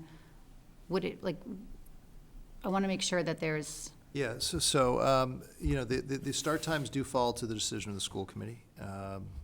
That is within one of your policies. I'm not sure which one it is, but it is with one of your policies. So, we are Wednesday today. You get a sense, and I know I have a deeper sense, and Lisa's just touched upon some of the things that she's already got at the forethought in terms of changing. So, I'd like to get to around this time next week to see where this is really looking. It gives us another, obviously, handful of days to see that, and if it seems clear, if the writing's on the wall, so to speak, that we might need to make an adjustment, then I think that that's something that we could call together fairly quickly with a focused agenda item just on that, to give you as a committee a sense of what that looks like in advance of the next meeting.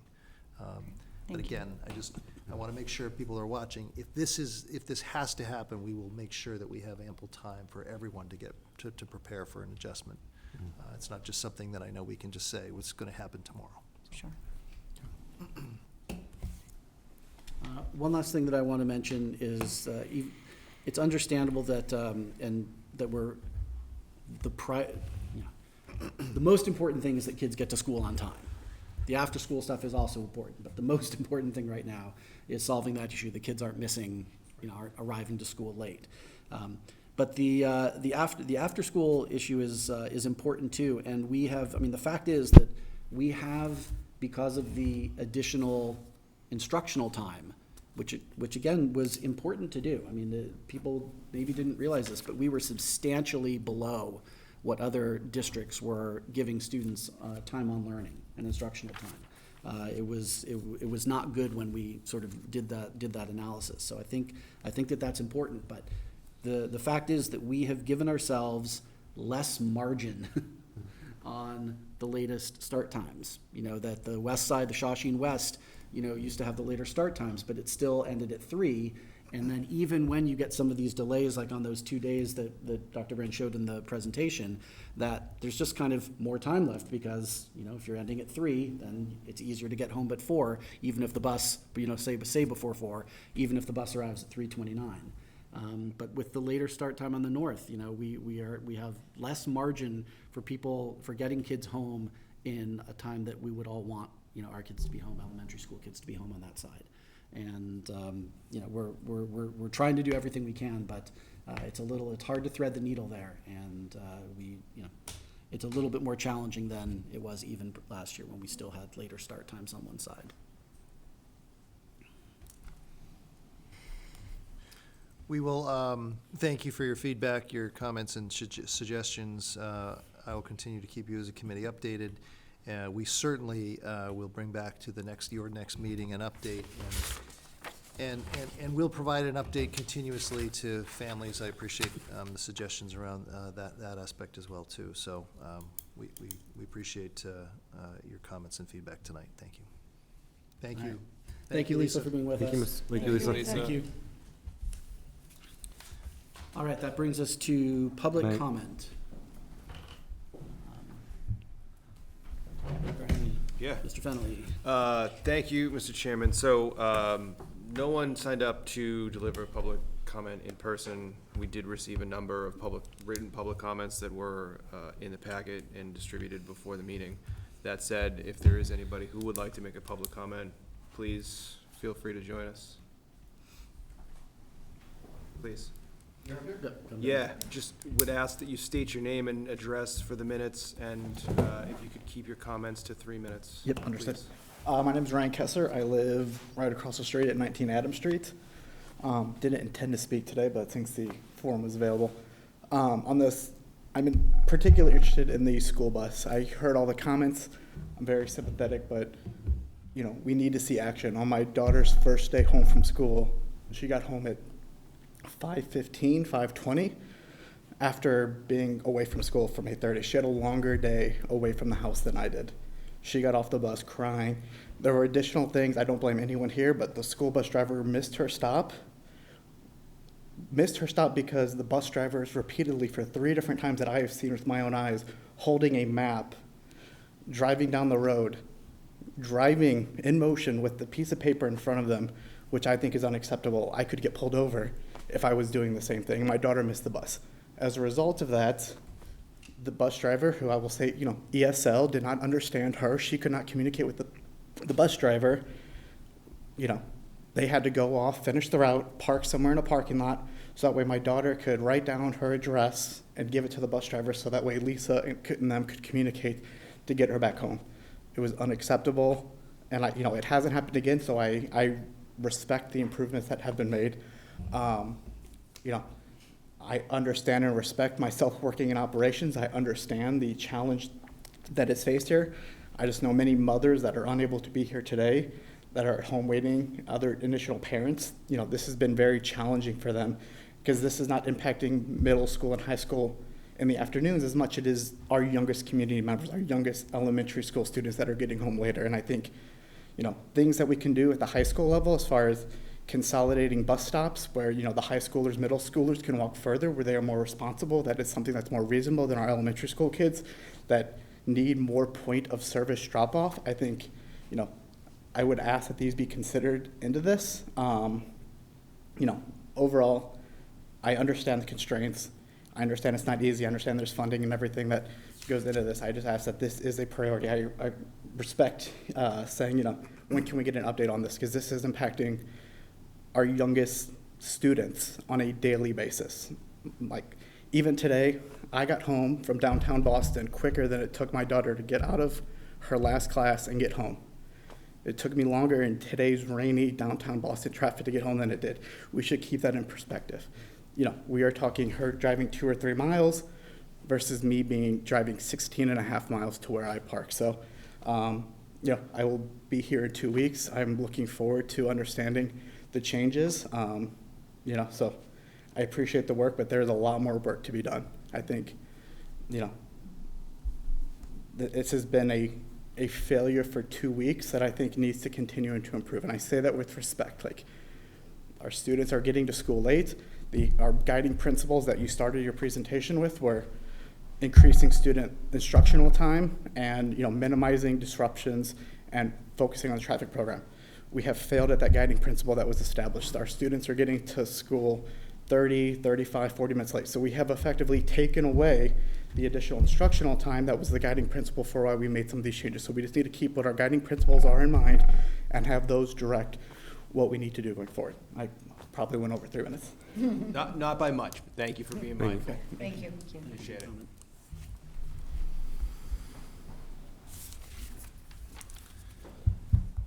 All right, that brings us to new business, and the first item is approval of student activity accounts for 2023, 2024. Dr. Brand or Mr. Ruggiero, whoever is going to take this. In your packet, there's a list of student activity accounts. Each year, the school committee is asked to approve the student activities for the various schools. So, just looking for a motion to approve or any questions. Ms. Burns? Can I just ask for a little clarification on the middle school student activities account? What type of monies is that line item utilized for? So they'll use those funds for school dances, drama club kind of performances, 8th grade year-end activities and so forth. So is it a fundraising source that money goes in there? I'm not sure how it. Yeah, so there's if the students do fundraising or there's funds available, it goes in there. The funds are used for the benefit of all the students in the school. It can't be for a, 1 or 2 students. It's for the it's like the whole grade. Yeah, it could be like if the 8th grade raise funds and is in a student activity account, they can use that. But most of these funds are used school-wide. Okay, thank you. Mr. Smaha? I'm curious about, so like for the high school, there's like class of 21, 22, and 23, which have already graduated. I guess my first question is why are they there? And if there's money in those left over, what happens to that money after the kids graduate? Yeah, so those 3 accounts, 21, 22, and 23 are still open. 21 was kind of out of COVID, so the high school's working with the class officers. After a year or so, it's supposed to close, whatever money's available, or up to $5,000, the class officers take and put in their own account under the class where they can use for reunions and so forth. Anything that's left over and above that, it goes into the principal's discretionary student activity account for the betterment of the whole school. So the 21 is still open because they're trying to get that down. And they could do a class gift or whatever. So in 22, the same thing, just because of the timing. 23 will be closed sometime this year. So all 3 of those should be closed sometime during this fiscal year. Okay, thank you. Dr. Bryson? I was just going to make a motion. Please. I didn't have so many questions. Do I have a motion to approve? Motion to approve the student activity accounts for the 23-24 school year. And second by Mr. Turner. Motion by Dr. Bryson. Any further discussion? All right, all in favor? And that is unanimous. Thank you. Thank you. Thank you, Paul. Next is the first reading of medical behavioral health emergency plans, policy EBC. Dr. Brand. In your packet is an update of the health plan. This is one of the policies that you have within your school committee policy bank. A minor adjustment there after review from Ms. Brown and Ms. Murray. I'm not sure if anyone wished to speak or add anything to this, but you can see the red line version that's in the packet, along with, I think, we have the other version too. Ms. Burns. In noting this piece that per the state law, if I'm correct, Desi, we are adding in behavioral health to the medical emergency agreement piece. But in reading down, each plan shall include aspect, although it speaks to the medical aspects of CPR and AEDs, it speaks to resources such as de-escalation techniques or behavioral training support aspects, which I think are just as vital. I know it's not written that way for DESE, but I do think, and I would very much like, as a reference in plan building, to add those areas that we currently do, like we do RTI, and but incorporate it into our policy that references the behavioral piece, because it doesn't. It's vague in that area, and I personally would like to see if, with the help of Rebecca Brown, perhaps Christine Murray or Alice, that if we could just pinpoint some reference to the behavioral aspect of this policy as to what should be included in those plans. However the verbiage or the language needs to state, but I do think that a resource or area focused on that piece as well is needed if we're going to reference behavioral health in this policy.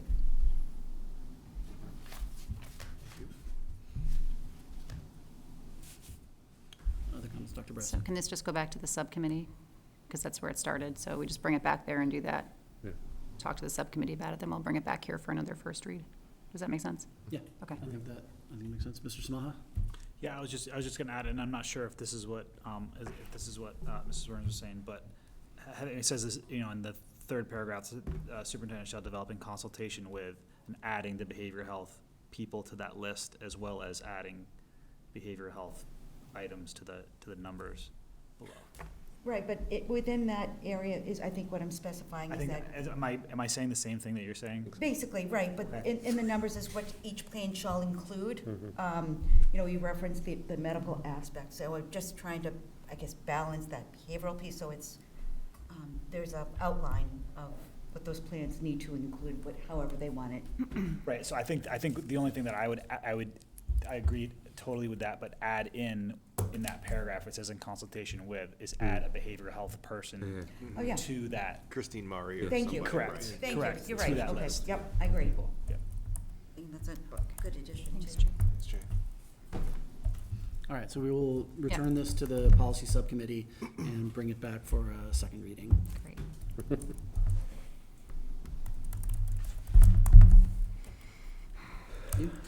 Next is first reading of our school committee protocols document. This is a document that sort of outlines for the committee itself the basic protocols under which we operate, understanding kind of our roles and responsibilities, how we act during meetings and so forth. And I think it's a good idea to bring this forward to the committee every year, one, so that we can make any adjustments or adaptations that we think are appropriate. If something needs to be reworded, or if something needs to be added, or in any other changes. But also, just by reviewing it, just reminds ourselves at the beginning of the school year of the way that we intend to operate as a committee. So that's why this is before us, in case there are any changes or alterations that we want to make. And then bring it back for approval at the next meeting. Any comments on this? Mr. Turner, it looks like you. First of all, I'm very, very happy with this document. It's part of why I'm very happy to be part of this committee. We work very well together, and it's based in this. The one point of clarification or question I have is in the communication section. If a resident contacts the entire committee about a concern, the chair will generally send a response. Is the expectation that either the chair will copy all, or the chair will then say, by the way, I responded? What's the expectation when the chair responds? Will we know automatically by copy all, or will you just let us know? I think that generally speaking, like if it's correspondence that was made to the whole committee, that they would be copied on the response. Okay. That has always been the way that we've treated that, Dr. Bryson. Yeah, and can we add that, do you think? So, just so that it's clear here in writing? Yeah. All right, let me just look at that. So the first point. Last bullet on the first page. The last bullet on that first page there, that the chair will generally send a response on behalf of the committee, and then add and copy the committee on the response. Right, but only when, I would only do that if I knew everybody had been added to that. I wouldn't copy, I don't think I would copy the whole committee, Because sometimes just one or two of us get it. Well, but that bullet specifically says if a resident contacts the entire Committee about a concern, then yes. concern, Right. then the chair will send a response. So I think we could. Yep, fair. We could add to that and copy the committee Yep. on the response. Ms. Mearns? So, this isn't a new situation for me, but there has been times when maybe 3 or 4 of us are on correspondence from a community member or parent, and not realizing that the other members are also, whether we've been sent the emails individually, which has happened. I mean, this is aside from, I think that's something that we need to discuss off of this document, because I think it clarifies that communication piece, an expectation that we have. Like, I have an expectation that anything that you send out on behalf of the board, we would be notified in some capacity. That's the respectful expectation if you're gonna speak. Do you know what I mean? Yeah, certainly. So, I mean, I don't personally need to see it in this, because it's just how we, what the aspect is. And you also don't want to invite quorum unnecessarily, but I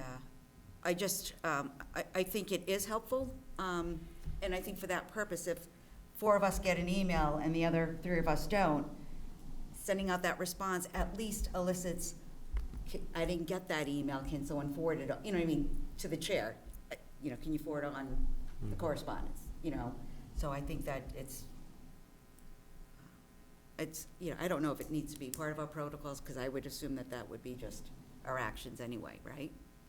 Yeah, I mean, well, certainly I think that the general expectation is that any time that the chair is responding in any way or communicating on behalf of the committee, that the committee would expect to be Notified, yeah, okay. informed and notified of that. Thank you. Mr. Smaha? So I have 2 things.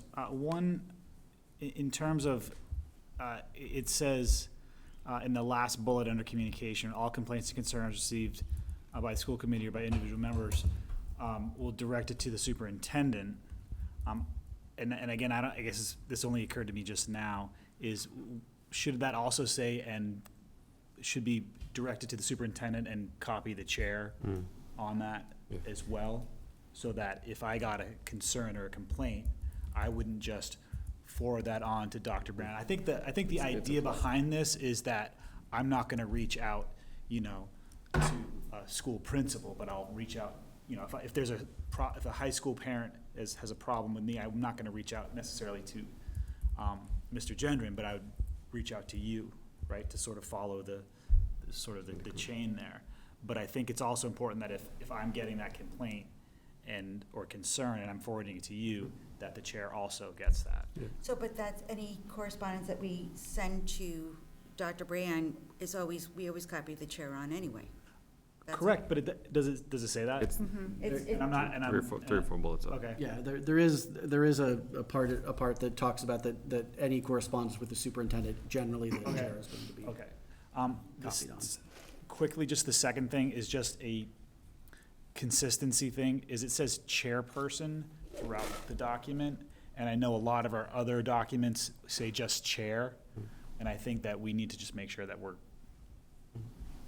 being consistent. I think that's an appropriate substitution to just put in chair.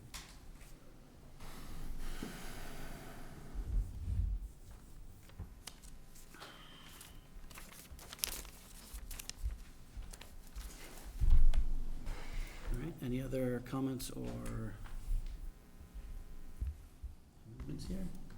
So I think, all right, so what I have down is that we are going to add into, basically, and copy the committee explicitly into responses that the chair gives on behalf of the committee, and that we will replace chairperson with chair throughout the protocols.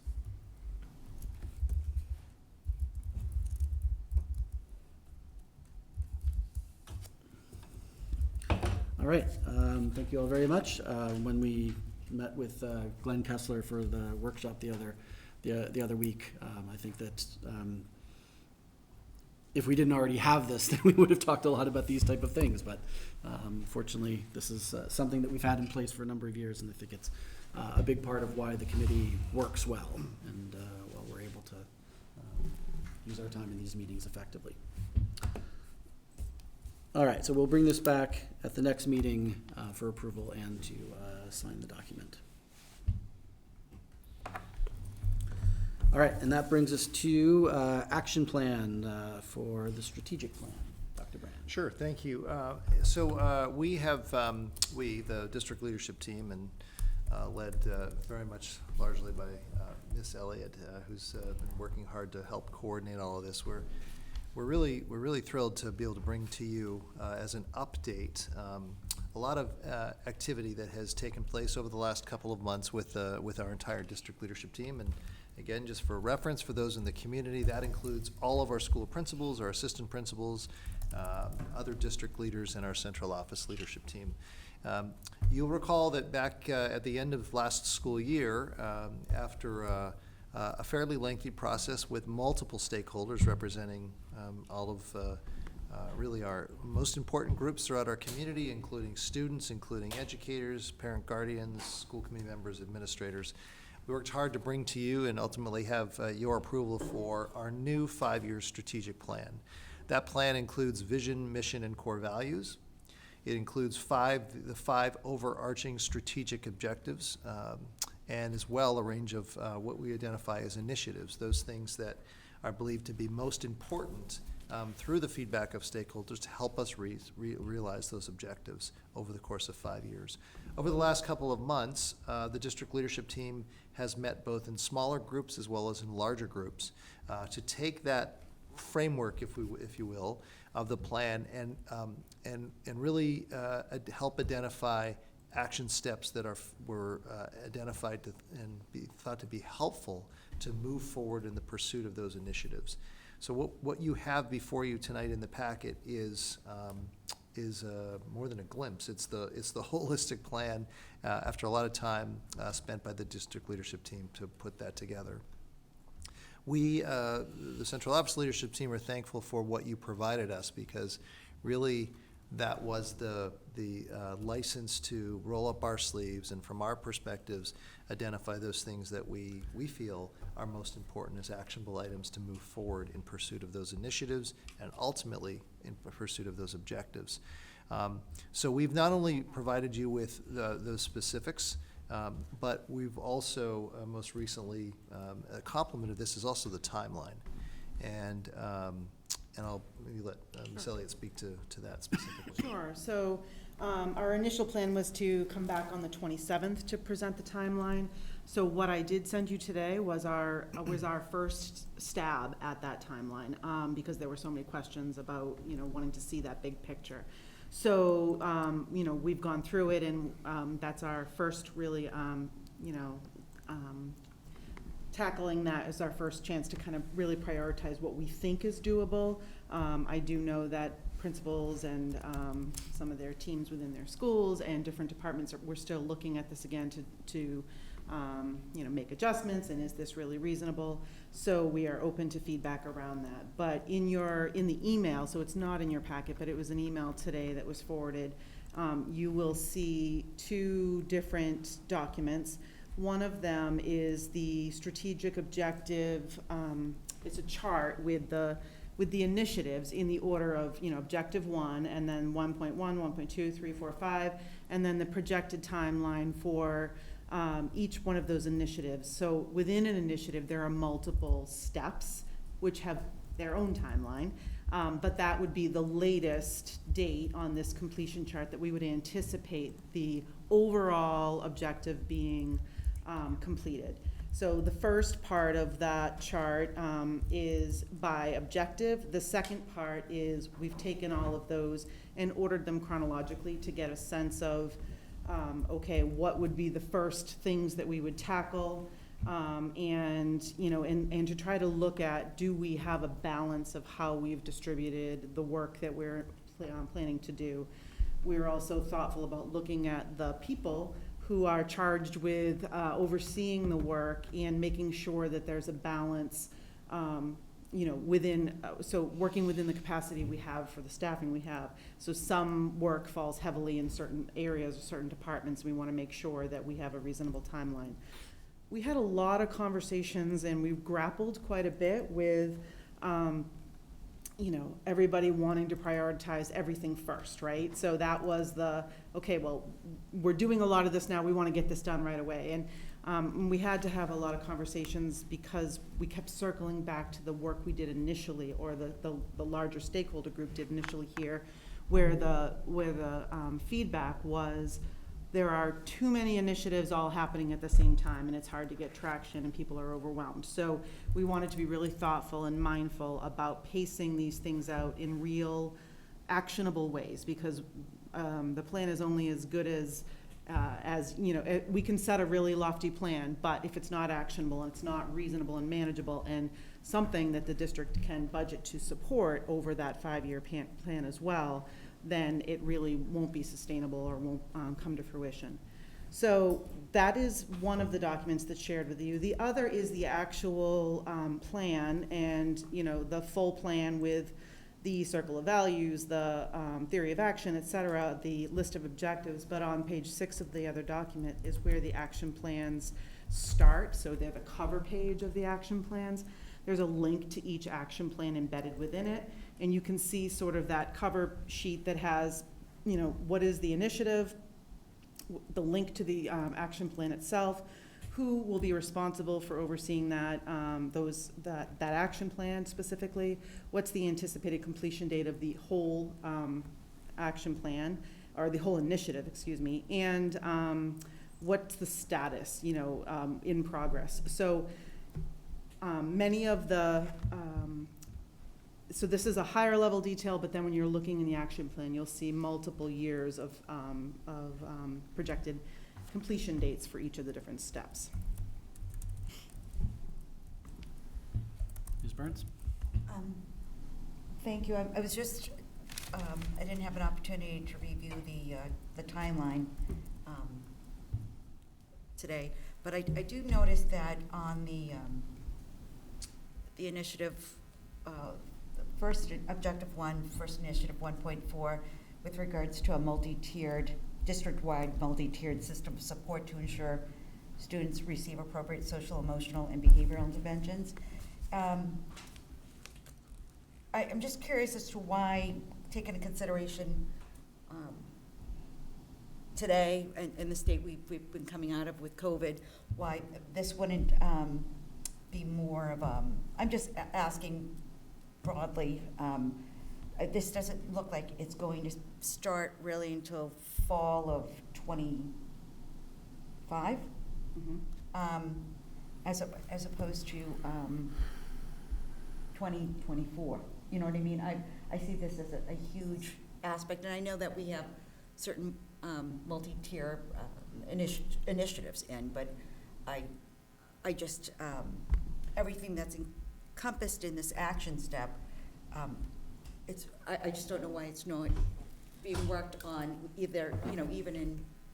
So I'd like to speak on, this is a conversation I had with these teams as we were working. They said, I'm really hesitant to put certain dates on here because I don't want the community or the school committee to think that we're not doing this. We're not necessarily doing it in the ultimate structure and format that we want it to be in, where we have a handbook and a document and it's on our website and it's published and everybody knows everything and everybody's been fully trained. So we are doing a lot of these things. We just don't have that formal structure for it. But the reason for this timeline is because there are, as you go through these action plans, there are prerequisite steps that are built in that are happening this year and through the next year and a half that are essential, that will allow us to jump right in and formalize this process. So we're doing some of the work, but not within that exact initiative, but pre-work in order to be able to do that. Identifying staffing, determining, really firming up our tier 1. In order to have a solid MTSS model, you have to have a solid core curriculum in tier 1 instruction. We need to do that work. It's foundational before we really are, formalizing our tier 2 and tier 3 interventions and putting it all into the structure. We have all these different pieces happening. We're continuing to, we're not because of this date of completion doesn't mean we're not doing those supports. So what I'm saying, though, as somebody who's just looking at this without all that background, is that I think in, you know, just beginning as opposed to in progress, I think like, as opposed to saying not yet started, I think something, early stages or something to that effect, that it is being actively, foundationally, as you've stated, focused on in some aspect, probably not at the high level of the action step itself, but to say it's not started can be misinterpreted, I guess, is what I'm trying to say. I did toy with, at one point I had them all at in progress, but then I thought, okay, well, that doesn't actually match the goals of trying to pace out the 5-year plan. Right. So, you know, I anticipated those questions this evening, and I know that our leaders, school leaders were like very leery about putting timestamps on this because they wanted to make sure people know that, you know, it's not that we're ignoring certain things by any means. So, I mean, I could consider adding another layer in the drop down. I would just say like early stages, preliminary, or something to that effect, because I'm sure, and looking at all of the action items of the strategic plan, I know that there's, as you said, there's other areas within that you're building that foundation. It may not be, you know, we may not be putting up the walls yet, but I mean, anything with this plan, you do have to, as you said, shore up that foundation to be able to build off of that. And to say not yet started, it almost, like, you don't want parents, or, you know, to misinterpret, well, why haven't they started that? You know, especially if it was my child who would benefit from that, that interventional aspect, or does benefit from it. I just would think, and I think it's, I think, you know, I wouldn't want someone misinterpreting, well, you haven't even started this yet, when it's like, well, we kind of have it in the preliminary stages moving forward. It doesn't have to be in progress, because in progress sounds to me like being, like the walls are going up and you're figuring out that architecture. But yeah, I just think it's a little disservice, right, the work that is going in to it behind the scenes. Part of the challenge of a 5-year strategic plan is kind of indicating that it doesn't mean that important stuff that there are important things in here that we say, we'll get to that in the 27-28 school year. We're not going to worry about it until then. Right. Mr. Turner.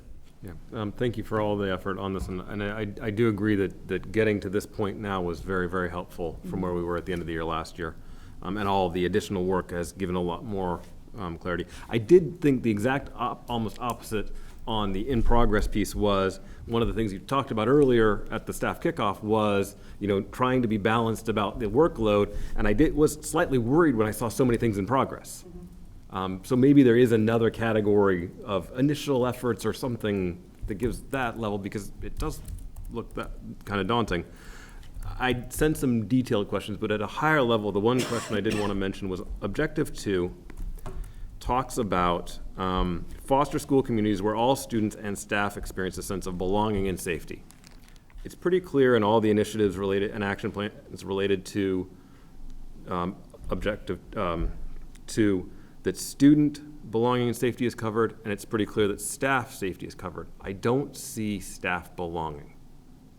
And so I'm wondering if there's a gap in the way we're addressing that part of that goal, which then does actually link back to some of the other pieces. But I feel like there's something more we need somewhere. And so in terms of the action steps, to review if there's something we can do to specifically address that part of that in objective.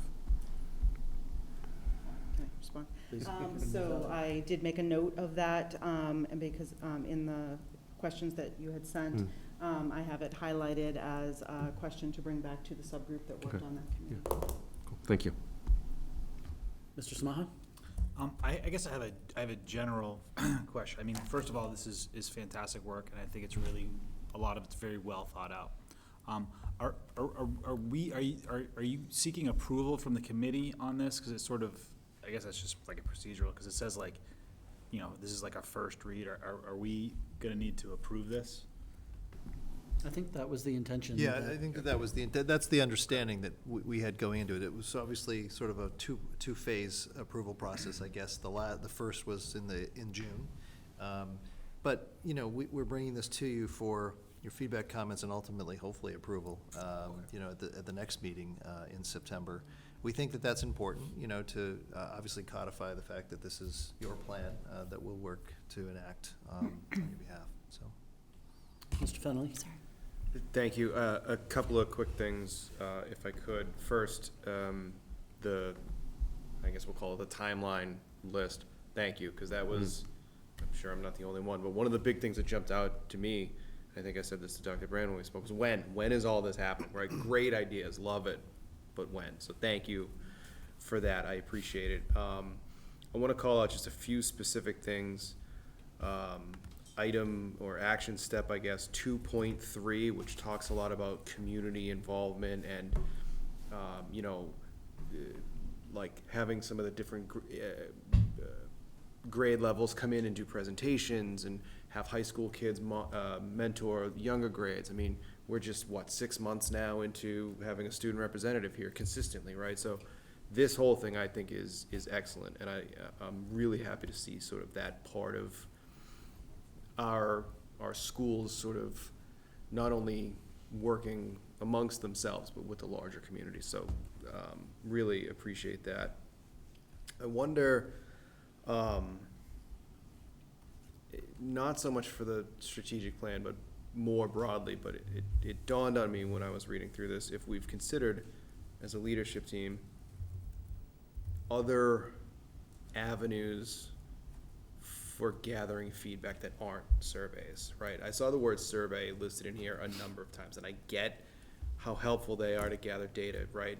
As a parent or a community member, I can do the survey when I have time, but I have to imagine there's survey fatigue, and you know, some of these might be really important and we really want this information, but I've already filled out 3 of them and I just can't do it anymore, right? So not maybe necessarily to be answered at this exact moment, but something I think we need to consider moving forward. And then specifically, I didn't write it down and I apologize, but there's one in here that talks about a safety committee, excuse me, with some stakeholders from the community. And I was curious, aside from the police department, the fire department, what would the community stakeholders involved in a safety committee, like what would that group be comprised of? Were you in that group, Paul, Town manager? I would say it's 2.5. 2.5, I think.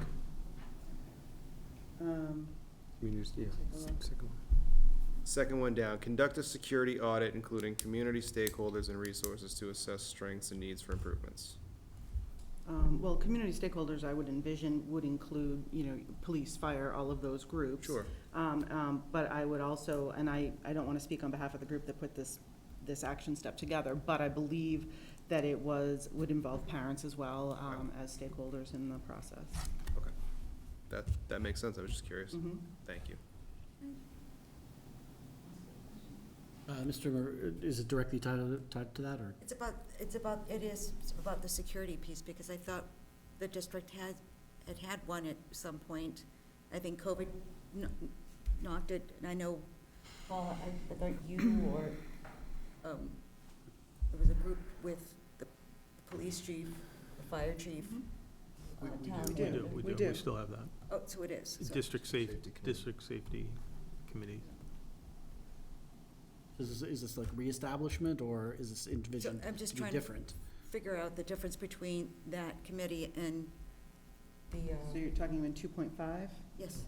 So the action step is to develop a multi-year school safety improvement plan. So that's a piece of it, is revisiting that and making sure that our teams are what they need to be. So again, it's one of those things that, you know, we're improving, I believe, what we have, but not necessarily starting from scratch. That was the initiative, right? So it's developing the plan. Multi-year plan. I see, so it's just. So it's developing a plan. We have safety Separate committees. plan from that. Mhm. Okay, gotcha. Thank you so much for the clarification. Mr. McCauley? Yeah, thank you. So I thought the action plans were great. So obviously it looks like a lot of work went into this. Really clear, easy to follow. I thought the add-ons sent today too with the timing was very helpful. Just a few questions around that part. So it's, and maybe I missed it in the conversation. It's implied that all the items are starting now, or are they going to be starting later? So if you look within the individual action plans, the items are identified as to which, like fall, winter, spring, of which year they will be in process. So when we looked at the anticipated completion date, you know, so if something, I mean, it is only what, day 8 of school, so we haven't done all of it in day 8 in 8 days that says in progress, but it means that we have some foundational work already started or plans to this year for the you know, the things that are in progress. Yep. So you know, or if we are planning to do it within this school year, I called it in progress. So that status column, originally I wasn't going to include it in this first round, but my intention originally was to, when we come to you, to the school committee, to present our updates on this plan, to be able to then say to you where we are within each of those initiatives. So that was my initial plan, but then I ended up adding it here now. You know, as our launch, so it was a little awkward to decide what was in progress and what wasn't yet, because this isn't even approved yet. So, you know, but just to give a sense of what we felt, you know, and if you look at the long-range projection with, you know, most of the things we anticipate, you know, we only had one thing that we expected to be completed this spring when you're looking at those initiatives, but 2 of those things we have in the next fall to be completed, because we anticipate summer work to close the loop on them. So we tried, you know, so we have 3 initiatives that we feel will be complete by the beginning of next school year. So I'm not sure if that answered your question or made it more confusing. Yeah, no. It definitely helps clarify. Thanks. One other thing I liked actually that you added in the progress status bar. Something to think about maybe adding on later is, you know, to continuously update this committee or yourselves or anything like that, if you want to send out like this in like a dashboard format. Also adding in something like on track, if there's an issue or things are maybe at risk. I think that'd be really helpful for the committee and everyone to just kind of see what's going on with there. And then 2 other items. I want to second what Mr. Fennelly said about section 2.3. I thought those ideas were fantastic, and I'm looking forward to seeing those plans in action. I think it'll be really cool. And last, section 4.1, it's around the planning for the long term. I was wondering if we can also add in updates and maintenance to buildings that may be closed or renovated in the future. So I know we're really focused on trying to update a school building or renovate a building on the north side of town. We're talking about the west side, but we're still going to be in these schools for 5 to 7 more years at least, right? So, for example, can we have plans like air conditioning being added to the elementary schools, you know, or any other capital expenditure that may be needed as well? And I was also thinking, I don't know if that would be maybe better fit for 4.3, those kind of items, but I feel like that might want to be captured in those action plans a bit more. Thank you. I did also highlight those to report back to the Sure. group to get more input, but thank you. Okay, great. Yeah, and then just to reiterate, I thought it was great work, so, yeah, best of luck on executing the plan. Mr. Smaha? Yeah, I had a couple areas that I was just sort of curious about. On 3.2, under the equitable and inclusive schools, it talks about you know, data collection and sort of sharing that data in the action steps, which I think is important. But it says there's one impact where it says stakeholders will have a deeper understanding of diversity, equity, inclusion metrics in student data. I guess I'm not sure, like, what would be the means of gathering a deeper understanding of those sort of metrics? And I don't know if you could just talk like a little bit about what those metrics might be, and how sharing them might lead to deeper understanding of them. So I think the group talked about, here's one concrete example. Looking at the number of languages that are spoken within our school district with children who speak more than one language, and having in our newsletter talking about the different, did you know that there are this many languages spoken in the town of Wilmington, and communicating out to families around, who are the students in this community, what is the makeup of this population, and so providing that kind of information, I think, on a regular basis. So that was one of the pieces, but the other key pieces, and I know I've mentioned it here before, and we have access to our own data dashboard now with Open Architects, which really allows us to look at specific subgroup data that is around different groups of students, and identify discrepancies and be able to be transparent with our community about what those are. So really not just looking at the data and using it internally, but really trying to be as transparent as we can with the data that we have. Okay, thank you. The second, another question that I had up in 2.2 was part of it says increasing the availability of these different supports, and one of them was peer support programs. And I am looking at the action steps, and I know one of the action steps is evaluate current programming, and make some steps. Is there right now any peer support programming in Wilmington? Yes, we do, and so we have pockets of things happening in different schools. So part of that evaluation is to really look at, who's doing what can, how can we rise to that highest common denominator and be able to bring. We have a peer mentoring program, I believe, at Shawsheen, where we identify through relationship mapping students that might not feel like they have a trusted adult in the building, and they have deliberately, or students who are recommended to have some additional support, and have set them up with a mentor teacher who is not their teacher, or a mentor adult in the building. So looking at programming such as that, and how is that working, and then can we replicate that elsewhere? And I'm sure that there are other pockets of things happening in other buildings as well that, we have different things with other students supporting each other and tutoring and things like that. So really just doing a full, a really clear picture of what we have and how can we continue to improve that. Okay, thank you. That makes sense. Trying to figure out when you have all these little pockets, like what's working and how can we replicate that.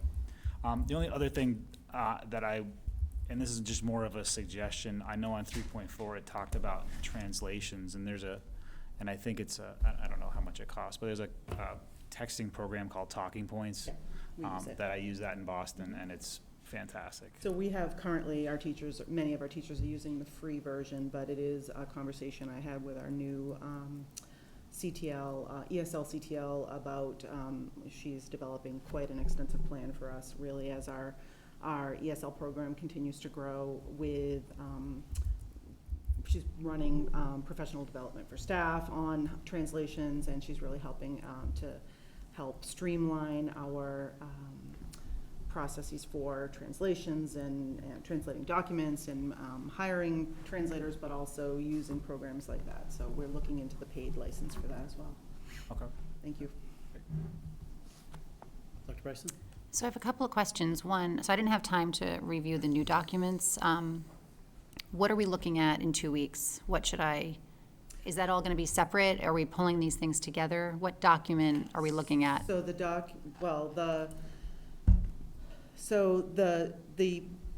what was originally intended today is what you saw in the packet was the action plans. What I sent out today was on every action plan, you saw a little drop down that said select. Mm-hmm. Those dates have been put in there as to when we expect all of those action steps to be completed. In addition to that is the timeline, the cover sheet of, if you actually open up the strategic plan that was also sent, the cover page has the link to everything with all of the status updates. So, I think our original intent was to have you provide feedback, as you've done this evening, on the actual action steps. We were going to present the timeline next week, but, if you have feedback to provide at our next meeting around the timeline, we can make those adjustments as well, and, as we go through that second read. Does that help clarify? Yes. So it's not going to be it's still going to be separate documents No, moving it's forward? all one document. I just pulled it apart in different ways for you to look at, because it's easier to look at without having to go into the link every time. I see, okay. So instead of, I think in many school districts or in our past, we had the one-page, very long one spreadsheet that spelled everything out and who was responsible, all on the front page. And it was it was kind of overwhelming, and it didn't allow for the level of detail that we wanted to really have with all these action steps. So the cover sheet is the front page, that is the big picture, but then it's the embedded links take you into each of the different plans. So that was really just deliberate so that it could be more of an actionable document for us, or a really workable document. But that is the whole plan that has been, I shared the entire plan today with you in draft form with all the dates and everything. That is what ultimately I would anticipate that you would be, looking at.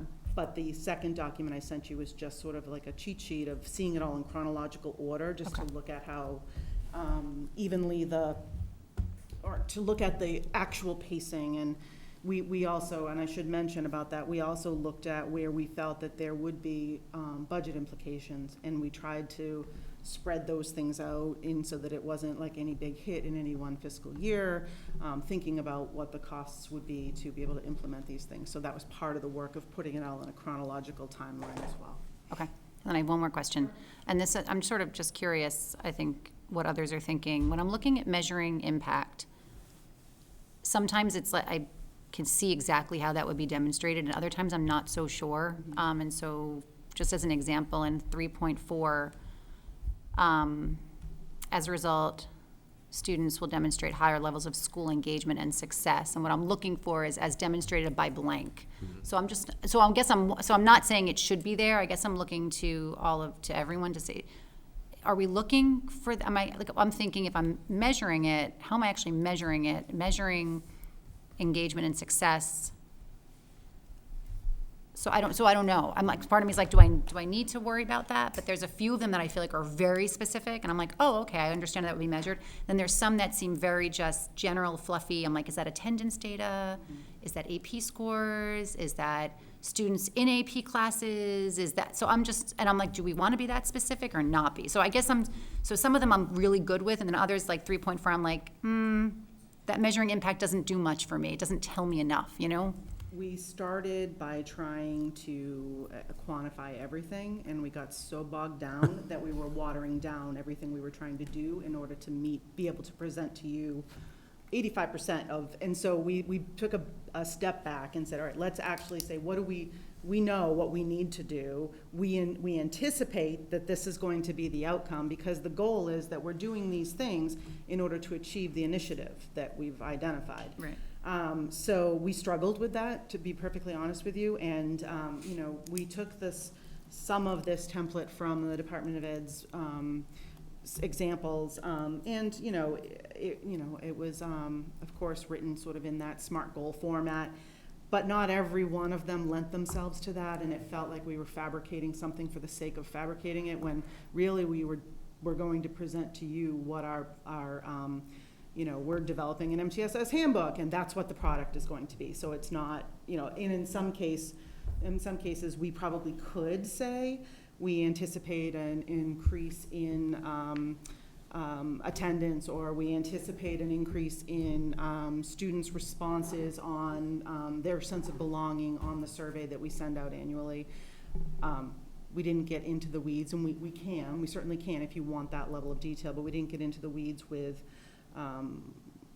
well, what is our current baseline data with that, and what percentage of increase will we see? And so we kind of kept going with let's conquer what we needed to get as action steps. So open to suggestions if there are things that need to be more concrete.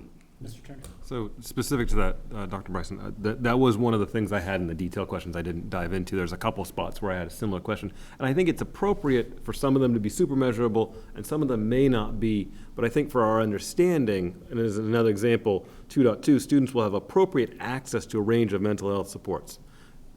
Quantifying what that means may not be appropriate, but saying this is how we'll know we've hit it.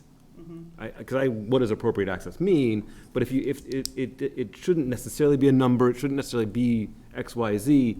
But if you could say how you know you've measured success at that, for those that aren't numeric or aren't black and white checkbox type things, being a little bit more would be helpful, I think. So within that particular example, one of the action steps is to do the research around what are the best practices in programming. So, ideally, our students will have the appropriate access based on the research that we do.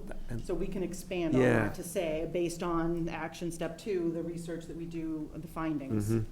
Because that's where, we're talking about it within those steps. And as a last bit on that, I think it's also appropriate in these ones where you haven't started the work yet or haven't gotten deep into the work yet, updating the measure of impact when you realize, after we do that step, we can measure it better or differently. Updating the plans is appropriate over the next 5 years. I certainly hope this doesn't stay static for 5 years. Absolutely. Yeah. Ms. Burns? So strategic plans are living and breathing documents, and I agree with what Mr. Turner stated, that especially if we're voting on this, we want to know what the end result of the expectation of those outcomes are going to look like. I need to know where the goal is, even if it does change, as it's one to do when you take on this type of work. But I need to know what are we targeting under this? Because we can go in so many different ways. And as Christine mentioned, it is, you don't want to get bogged down, but you want to give enough information to know this is the stars that we're shooting for. And, because we need to look as we go through, and as the teams work through the plan, are we meeting those measures? Are we on target to meet those measures? Are we, and there may be a bigger priority out of this discovery, out of this work, that may transpire, that may need an adjustment to some of this aspect in pathways. But I do, agree that I think I need, in some of those areas, just not like the nitty gritty, but this is the focus that we're going to attain. This is what we're hoping to see from it, is simply, not to tie you into a box, but a little more, so we can see those actions behind the plans, within our other initiatives, within our, student groups, because everything will impact the students and the staff to be able to teach to the level for our students. I want to see those impacts in our day-to-day meetings, and with the support, with your support, saying this is what we're working on, and this is how you'll see it come through. I think that's just simply a comment I wanted to add. I'd like to thank you all for all the work that was put into this. I think it's outstanding, and the strategic plan that we approved last year is really just a set of intentions, but you have to turn that into how. It's like, well, great, this is what we want to do. How are we actually going to do it? And then how will we know if we've done it? And that's when it's like the real hard work starts, when you have to figure out how you're going to accomplish all this. And I think that this is a really thoughtful set of action steps that you put here. Measuring impact or just measuring general, it's a little bit of an art, not always a science, because it's important to try to be rigorous and to have like real things that you are looking to accomplish. But trying to get a number on everything doesn't always work either, and you can get a little bit. It's like data is really important, but people, you can fetishize it a little bit. It doesn't work in every single case. I think most people have probably seen, goals or action plans that just have ridiculous almost arbitrary, just, as measured by 62% of people will be, watching this by the end. It's really, is that going to tell us anything? So I think it's important to try to measure what you can, but recognize that there are going to be some places where it's not in the end going to actually help, and can take you off track, because then you worry too much about hitting the metric and not about what the point the metric is supposed to actually be measuring and why it's important in the first place. Things can get distorted when you're just focusing on, I need to hit this number. And so there's a little bit of sort of, it when you see it sometimes. You don't want it to be completely fuzzy, but everything can't be quantified. One last thing that I want to just mention about sort of timelines and the ambition of the plan. It's like there's a lot of steps in here and a lot of stuff we're trying to accomplish. And we want to do it all as quickly as possible. And I think I just want to put out that it's important to do what we do well. Which is, it's all important. We have to kind of do all the things too, or we would have had just 3 objectives in the plan. But I think it's really important to focus on kind of building that momentum from like really making progress on a couple of things that we've decided these are going to be the priorities, because you simply can't do everything. Can't do it well. And there's the initiative fatigue is a real thing, especially among staff, and everyone needs to. But even among the students too, like everyone needs to kind of have like a couple of things, or that are the most important things, and that everyone understands are the most important things. And some things they just need to, not that we don't do anything about them, but they need to wait a little bit longer before they can get people's full focus, because you're just fooling yourself if you think you can give your full attention and focus to everything at once. Dr. Bryson. So I just have 2 things. One, in those impact areas, I guess I would say the equity piece is the one I'm a little bit like, I think we might be able to do a little bit better in some of the impact there. I think if we could just take another look at that. And then I'm looking through it carefully, and I don't see anything specific to the middle school improvement. Am I missing it? Is there a specific action step? Embedded within number 1. I would say within objective 1, the MTSS piece. We didn't specifically spell it out. It's for K-12. Yeah. We were, I think part of what we acknowledged is we have lots of these things happening in different grade spans, but we know it needs to be K-12. And not just in one particular school or one grade span. So I would say that that it was really embedded. We didn't have a specific middle school objective within this. It was really all of we still have our middle school plan that we're working towards, and we have that, mapped out, and still that's all happening, but it wasn't spelled out specifically in here. And so I guess I just work, because I know we have the middle school plan, and for me, this is sort of, every time I'm looking at something for this work, I go to the strategic plan. I'm like, what is to support it? And so if I don't, I worry that if it's not sort of specified, does it begin to lose emphasis when it has been such an incredible focus for us? And so that's my only, so I agree, obviously, MTSS has got to be K-12, but I'm also, we've clearly said again and again that is a priority area for us, and so to then not have anything that specifically outlines it seems off to me, but I could be alone in that. So I'm just kind of putting that, those are just some of the things that stood out to me when I went through those steps, but I'm just putting that out there.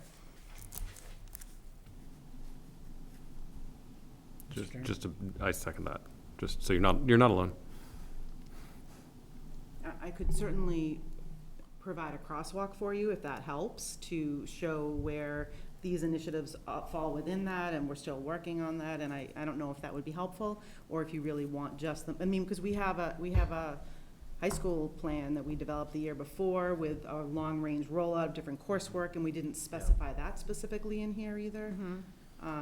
So we didn't spell things out by grade level, but I'm happy to try and. But it gives us pause to think about that, and you're right, the high school is also a good complementary example where it's not spelled out specifically, but there are things around the NAESC accreditation, for example, that are not directly part of this, the other thought is around school improvement planning, perhaps, and maybe there's another, so thank you for the feedback. We'll give that some more thought.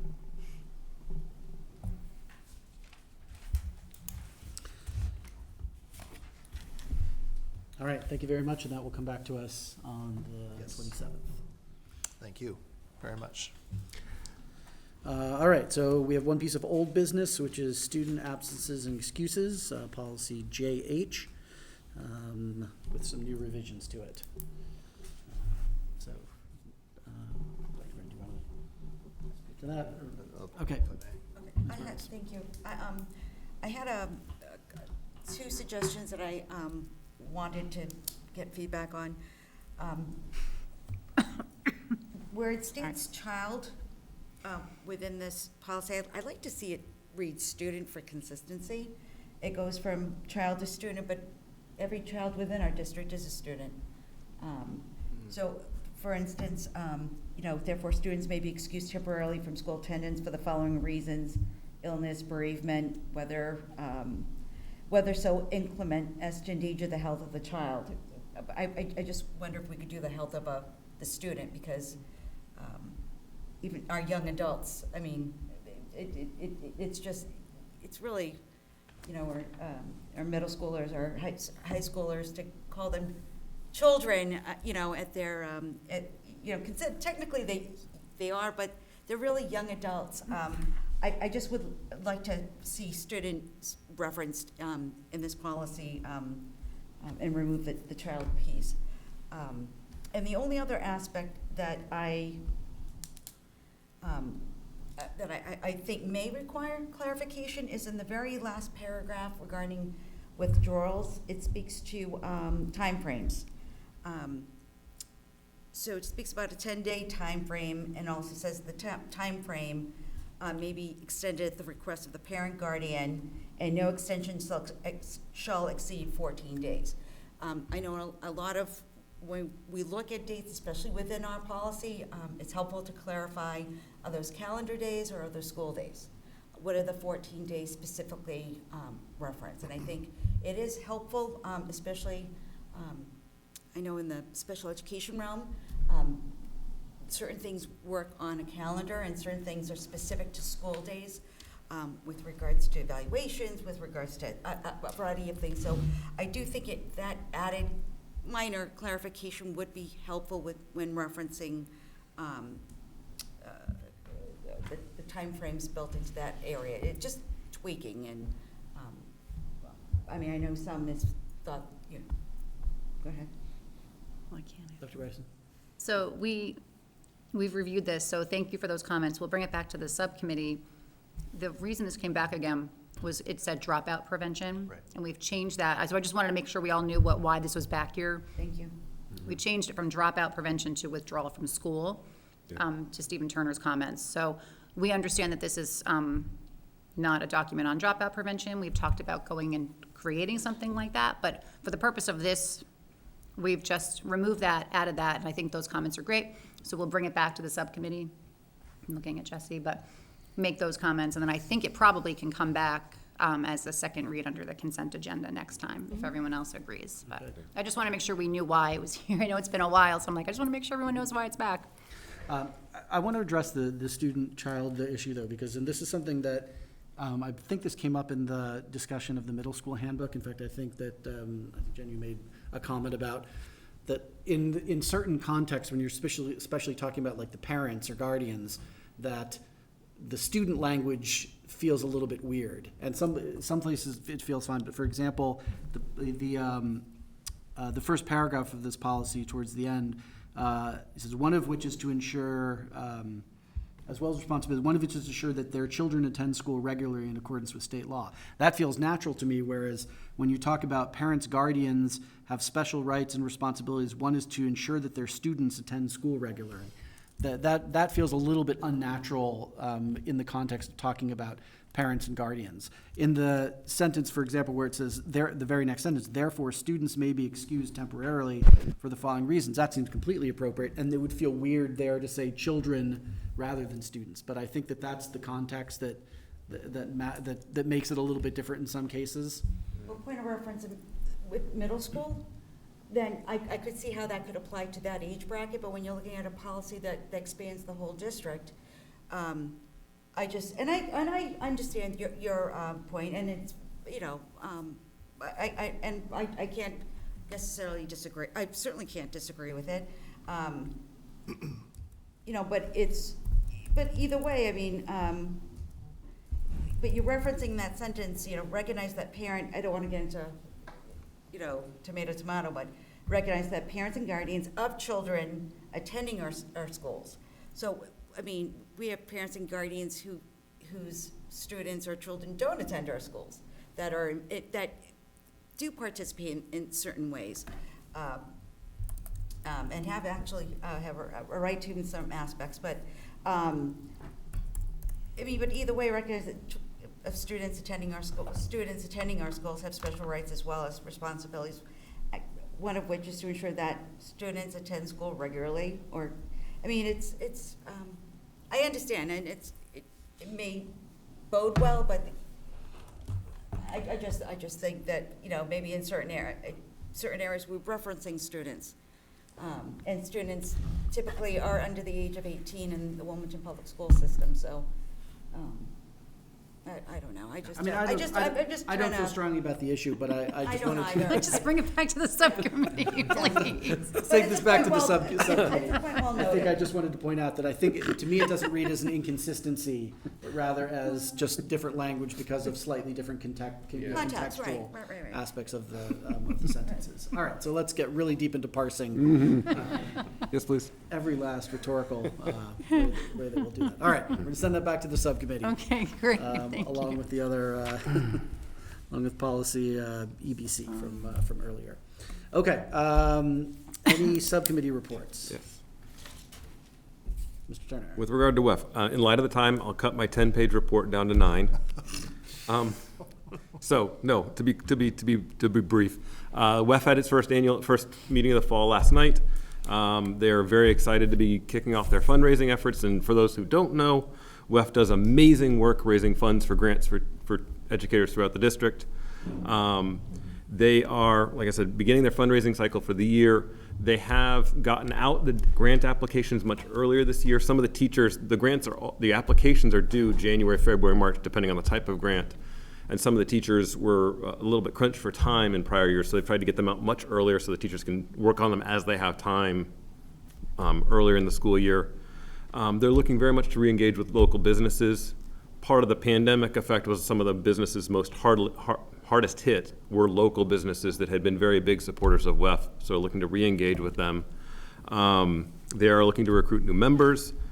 For anyone in the community, WEF has a wonderful website, wilmingtonedfoundation.org, so please go there and see, and that's the end of the extensive report. Thank you. Thank you. Any other subcommittee reports? Can I just, when they do their grants, they send them to me and they get blasted out immediately to Yes. the educators. Thank you. All right, correspondence? Okay. Then we just have some future dates and notable items. So not actually on our list here, but next Wednesday is the September meeting of the Wildwood Building Committee here at the high school. And then on the 27th, in 2 weeks, we have our next regular session school committee meeting. October 11th is our subsequent after that regular session for a school committee. On the 17th is the first visioning meeting for the Wildwood MSBA project. On the 18th, we have another, that's the October Wildwood School Building Committee meeting. So a lot of Wildwood Building Committee stuff going on. I also want to draw attention to, which was handed to me, that the second annual Leaders in Youth Mental Health series, which is a great series sponsored by McLean Hospital. The next one on the list there, and Tracy, was this sent out to the district? Correct. Student Support Services sent it out to all families. October 23rd is the next one on this list. There's a bunch of great things on that, so check your email for that. On the 24th is the next visioning meeting for Wildwood MSBA. And that's what we have listed here so far. Dr. Bryson. The 19th and the 26th Are not on here, yeah. are not on Right, here, they were on the last agenda. but those are the first two, visioning, Yeah. then the 17th and the 24th. Yep. So I just wanted to make sure, because I thought I was like, wait a minute, I have those dates. Yeah. And one other small note, related to education tangentially, but very importantly, this Friday, 4 to 6 p.m. is the retirement ceremony for Tina Stewart, who's been the director of the library for the last 27 years, worked at the library for 49 years. I know that the library in Wilmington is an important part of our community, an important part of education for our students, so I thought it would be worth mentioning that they're having an event for her this coming Friday, 4 to 6 p.m., so if you can, stop by. That's great. Thank you for that. All right, and that brings us to the close of our meeting. Do we have a motion to adjourn? So moved. Motion by Mr. Fennelly, seconded by Mr. Samaha. All in favor? And we are adjourned. Thank you very much. Thank you, Maddie. Thanks, everybody. Thank you.